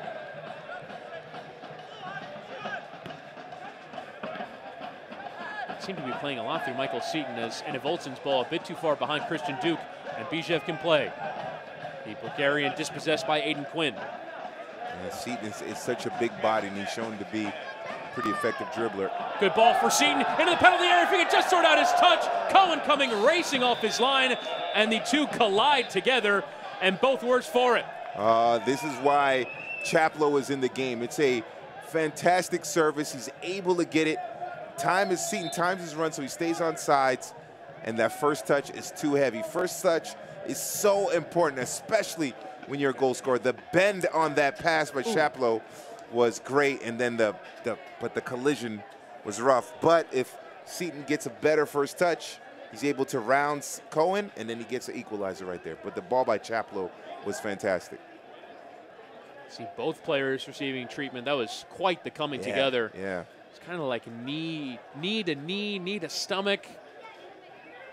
Both of them are very brave. When you know, or you get in a situation when you know it's going to happen, because after that heavy first touch, they couldn't avoid each other. They knew that the impact was coming, and they still went for it and still played hard. So brave on both of them. The USL's Facebook page brings you the best from across the league with news, highlights, and interactive features like the USL on Facebook to get the league's best content delivered to you. While the training staff sort this out for both Cohen and Seaton. Seaton, he's struggling to put pressure on that left foot. I can tell you what's going on around USL in terms of other active games. Phoenix Rising leading 2-0 at home to Oklahoma City Energy. LA Galaxy 2, as we do have I think the referee with his book out. I think somebody just got sent off.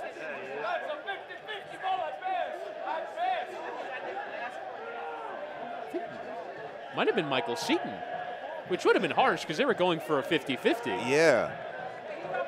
Unless it's the where he gets into the goalkeeper with the studs up. Honest, yeah. As the referee will now talk to both captains.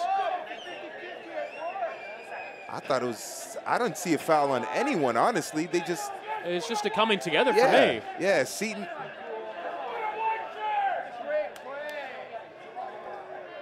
Wow. This is intriguing. so we've just received confirmation that Michael Seton has been sent off. Really surprising for me. Yeah. I don't understand it at all. I know the first touch was heavy and he was chasing it down, and maybe in his effort to chase down the ball, he got his leg up and the studs up, and that's when he went into Josh Cohen. I'm guessing that's the logic behind it. But I don't see a foul. I didn't see a foul on either one of them, honestly. You rarely see players that are sent off limp off the field, but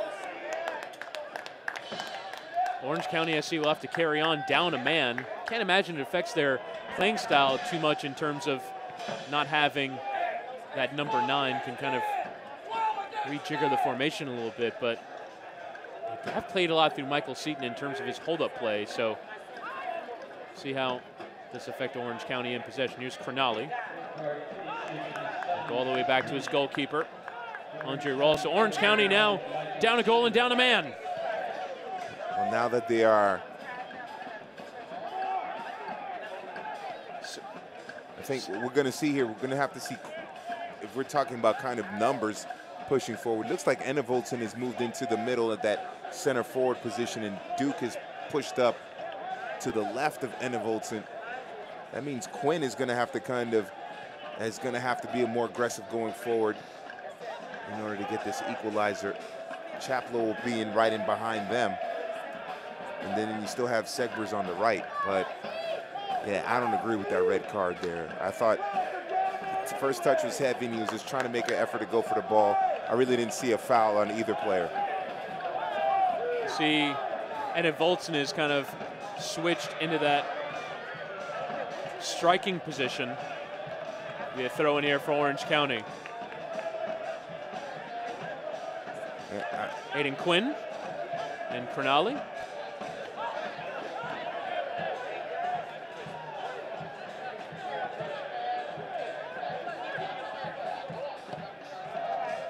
Crognale will now play it long. You just see without Seton, not too much to aim at. Segbers, though, does do well to try and win that second ball. His challenge was heavy and a bit late, but didn't quite make contact.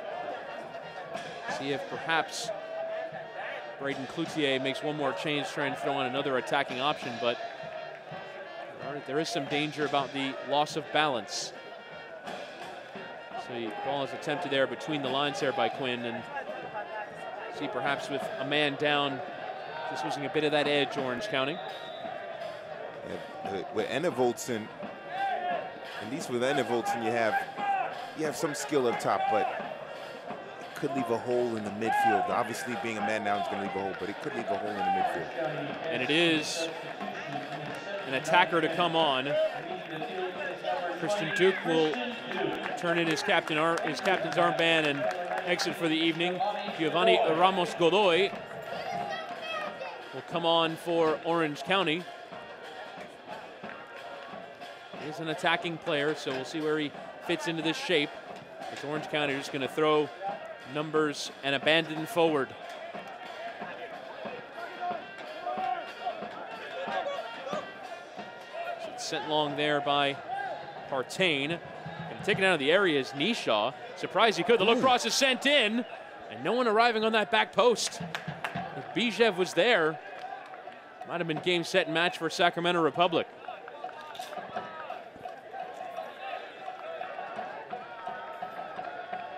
Looks like Godoy is going to play a little bit deeper in the midfield. It's going to be basically Segbers and Seton up top. Excuse me, Segbers and Enna Voltson up top.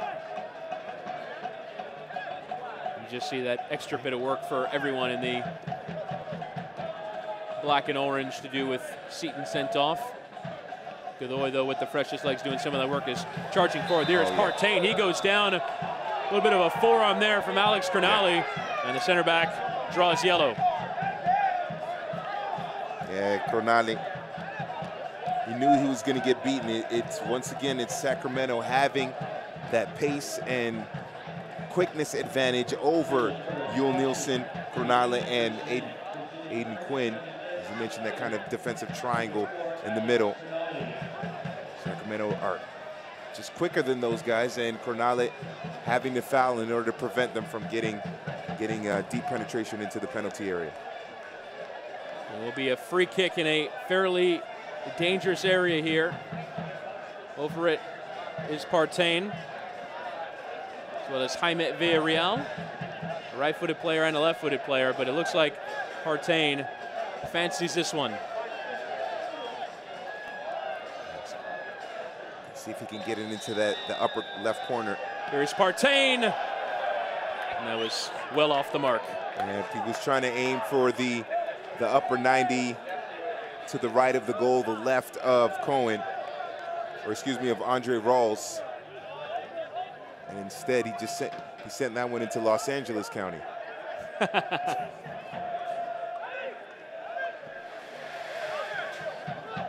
Here's Nisha.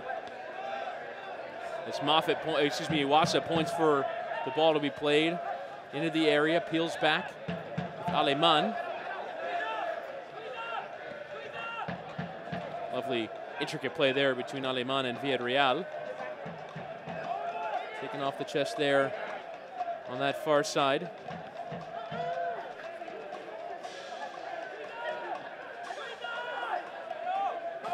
Taking some risk going forward.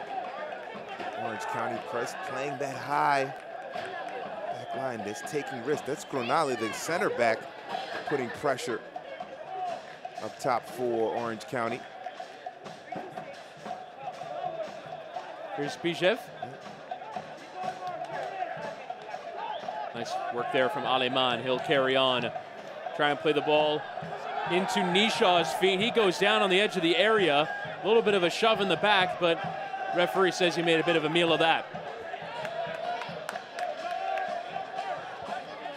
Decent opportunity there for Sacramento to make it 2. Here's Godoy.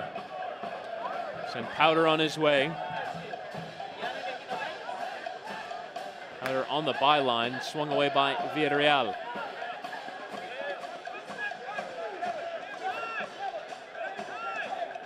I believe we had a tactical switch because we haven't had a substitute. I believe Shannon Gomez and Hayden Partain have switched positions. Partain playing on that right side and Gomez now playing on the left. As a counter-attacking opportunities on here for Sacramento. Can he just play in Iwasa on the edge of the area? Cameron Iwasa, the goal scorer. Ooh, he missed Bijev making a run on to the far post. I understand Sacramento is defending their 1-0 advantage, but the counterattacks are on, and they don't seem to have numbers even though they're a man down. Or man up, I should say. Well, yeah, Orange County is trying to, at the very least, prevent a goal. So they're getting the numbers back. Iwasa. Carve out an opportunity into the penalty area. Easy work there for Sorto. Yeah. Iwasa's faster than Cronulla and Yul Nielsen, but he's not faster or as quick as Sorto. Villarreal. To your point, Partain and Gomez have switched. Partain is a little bit better going forward, and because they have Noah Powder as the left back. Here's Shannon Gomez on his way. Nice challenge in there from Sorto to win it off him. Yeah. As the opportunities begin to dwindle away for Orange County to try and pull one back, they need to do something with this. Cronulla is fouled. Excuse me, Segbers was fouled. It'll be a free kick for Orange County. See why Partain, they'd like to use him going forward, because Gomez had that burst and he was easily dispossessed. Partain, with his experience and skill going up against Noah Powder, that's a matchup that Simon Elliott wants for Sacramento. This ball is just lumped into the area. Cronulla trying to win a flick-on header, and instead it's a counter-attacking opportunity on for Wilson Nisha, whose touch was a bit heavy. It's still on, though, for the Englishman. He'll like to pull the ball back and take a bit more off the clock. Less than 5 minutes to play in the 90. Aleman, who's kind of drifted more into central areas. Moffat. Nice turn with intent. The Scotsman Adam Moffat just trying to play in Aleman, but a nice tug at him from behind from Segbers, winning the ball back for Orange County. Because they want to push Quinn forward and Chaplow forward. They're leaving holes in the middle. Obviously, the man disadvantage hurts them. Instead of kind of trying to stack the midfield, that way they're putting more emphasis on the attack, more emphasis forward. You see Orange County also electing to send Alex Cronale a bit forward, so they're almost playing with a back three right now. So Oscar Sorto a bit further back than we've seen him. And with Cronale going forward, that's going to leave a lot of space in the middle. That's why Moffat can burst through like that. That's why even Shannon Gomez, even though that was down the left side, he has room to run as well. You're taking out a defender and pushing him forward, and you're already a man down. You're going to leave space in the midfield and in the back. And you already see the kind of space it's opening there for Wilson Nisha. Aleman is trying to keep possession, but he falls to the ground, and Godoy can play. Nice interchange there with Enif Voltsen. Godoy just losing out there to Cole Seiler. And then we've seen Partain move over to the right, but we also seen Aleman move over more into the middle as well. It was coming together there in midfield between Sorto and Aleman, and will be a free kick. And remember, with Isley going out, what happened, it looks like Iwasa is pushed up more into a more center forward, at least striker position. Aleman has moved in to the middle, and then that's why Partain is out wide on the right to give him that width. This time the flick on header does come off from Cronale, but to no one in particular. Nishaw's central figure as well, I'm sorry. Sacramento Republic, after a dodgy opening 15 minutes, particularly from the goalkeeper Josh Cohen, and surviving an onslaught in the second half from Orange County, lead 1-0, are in a strong position to come away with 3 more points to start this 2018 campaign. We saw some heroics late in the tail last week from Orange County. Can they do it again? This time a man down. Michael Seaton sent off after coming together with the goalkeeper Josh Cohen. A bit harsh in our view, but not in the view of the man that it matters. Farhad Dako, our match day referee. This ball sent up towards Segbers. He can just try and keep it in play. There's actually a throw-in. He kind of let up there as the ball was rolling out of play. I don't think he knew that it was off of him. Yeah, I agree with you there. He thought that his team would maintain possession. Didn't quite work out that way. But they quickly got it back, so Segbers is salvaged in that sense. But Orange County, they're going to push players forward. Basically, 9 outfield players, or I should say 8 outfield players in their attacking half. So they're doing everything they can to get that equalizer.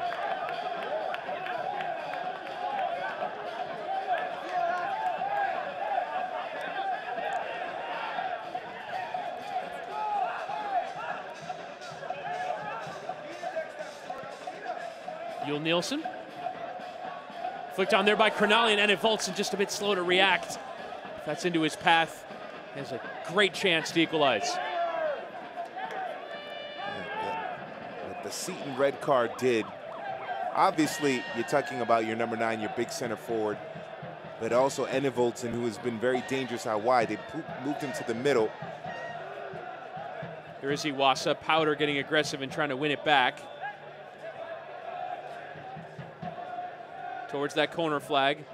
Nicely done there by Powder to get his back heel to it. Godoy now to try and win it. He'll just play it as far forward as possible, sending Cronale on his way. Pressure on the center back Seiler, and eventually cleared by Cohen.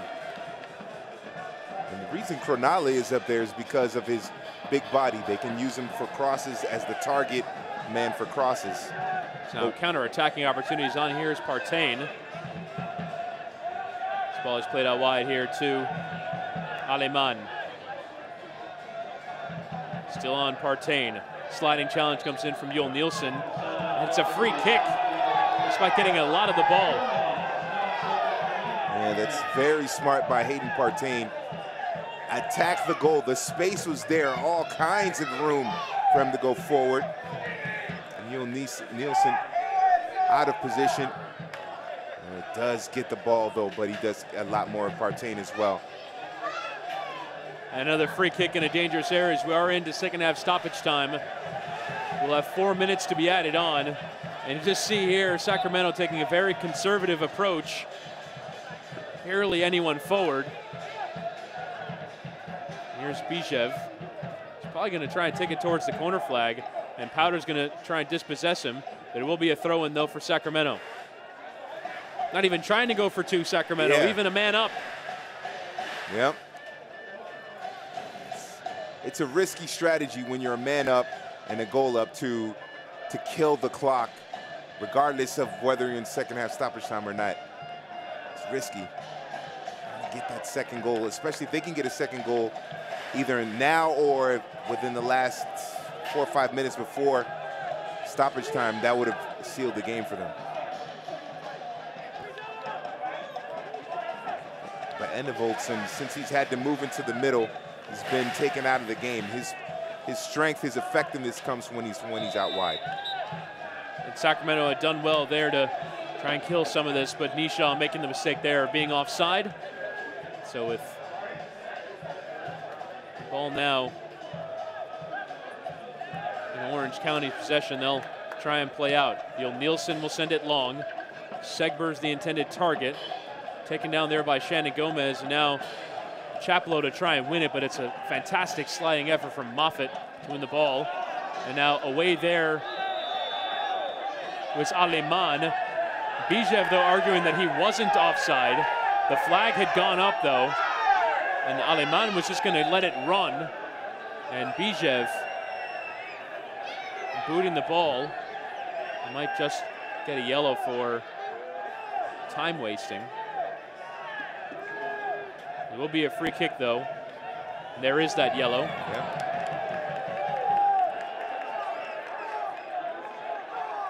What we've seen also with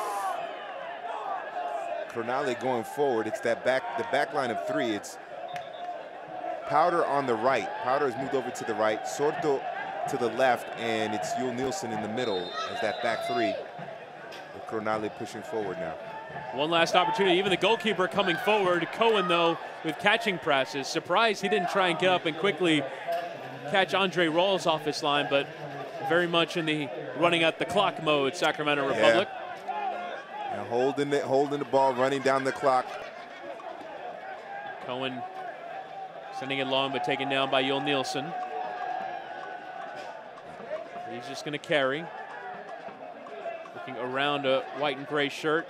And Shannon Gomez is going to let the ball run out of play. Yeah, I still don't understand the strategy. You're a man up, you're a goal up, and you have players that have proven to break down other players one-on-one. You don't really need to take a risk in terms of numbers because you have a man advantage. I don't see why they're not being a little more aggressive, or why they haven't been more aggressive in going for that second goal. Throwing for Orange County with not much left to play. Sorto just going to have to send to Route 1. Yep. Can they carve out one last opportunity? Orange County towards Crognale. Chaplow going to try and win it, but instead the final whistle will go, and Sacramento Republic, or will there be just one more? It does seem like in the midst of all that, there was a free kick. Orange County with one last opportunity. Yeah, it looked like Chaplow. I thought that was whistle to lips for final whistle. It's taken quickly. Noah Powder, it's swung in, it's flicked on, and it goes across the face of goal, but just wide. And that was the opportunity. That was Yul Nielsen. He was the one. Chaplow got pushed from behind, so that was a foul. Yul Nielsen almost getting another dramatic late equalizer. And this will surely be the last kick of this match from Josh Cohen. Might just have allowed Orange County to take that free kick on account of the time-wasting yellow. But that is it. Sacramento Republic away from home. Getting the goal in the second half through Cameron Iwasa, turning beautifully in the penalty area to smack it past Andre Rawls. Sacramento Republic, despite going a man up, hanging on in the final 10 minutes and seeing out the 3 points. 6 points from 6 to start the season for Simon Elliott's men. George DeMatteis. Back-to-back wins for Republic FC Sacramento. Great way to start the season, and they showed that they can play the kind of football, quick, fast, counterattacking football, and Cameron Iwasa with a great finish. As Sacramento Republic just holding on there defensively. Not too many clear-cut chances for Orange County, but despite the fact that they have just 1 point from the first 2 home games, first available 6, they will feel pretty positive about the way they played their football, but they lose on their home ground by a 0-0 to Sacramento Republic.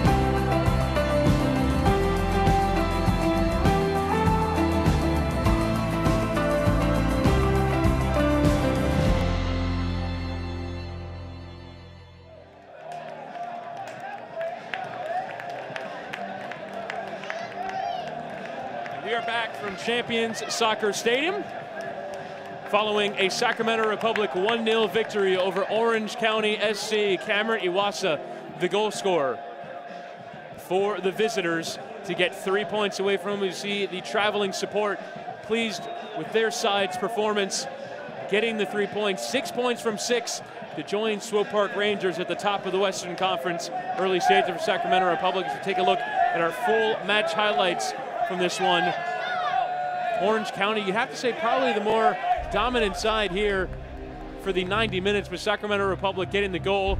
As you get a look at the chances, starting first with Orange County SC. Yeah, it was well done by Segbers here, Seaton with the turn, and Hashimoto with the shot. And then another opportunity here. It was a great ball played through Josh Cohen, almost costing his team a goal. That could have been a foul there, but Seaton staying on his feet, and then Hashimoto just not enough onto it to get that shot on the frame. Then some chaos in the area here.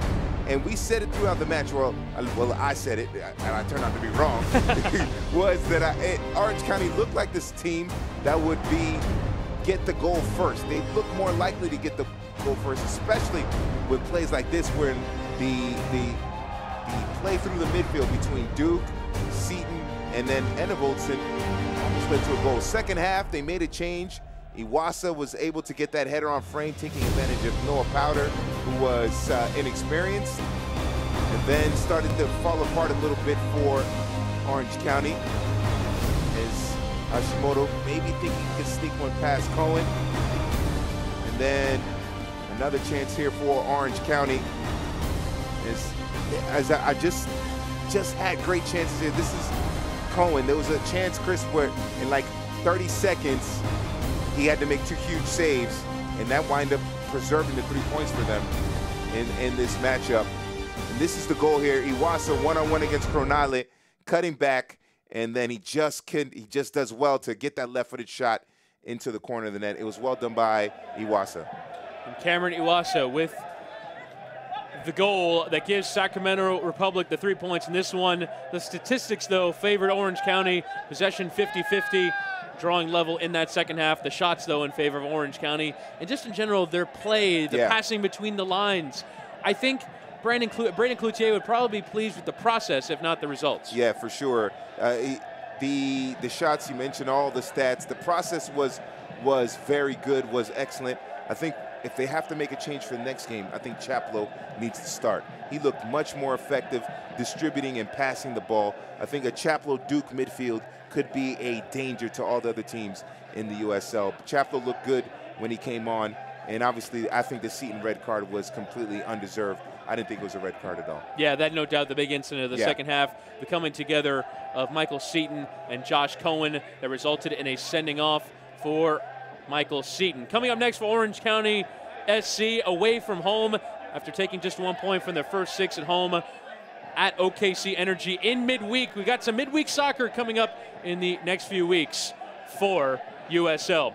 That'll do it For us here, and for our terrific broadcast team, my name is Chris Whittingham. I've been joined by George DeMattelis. Thank you for joining us once again. Sacramento Republic getting the points away from home. 6 points from 6 to start the campaign for Sacramento Republic. They win by 1-0.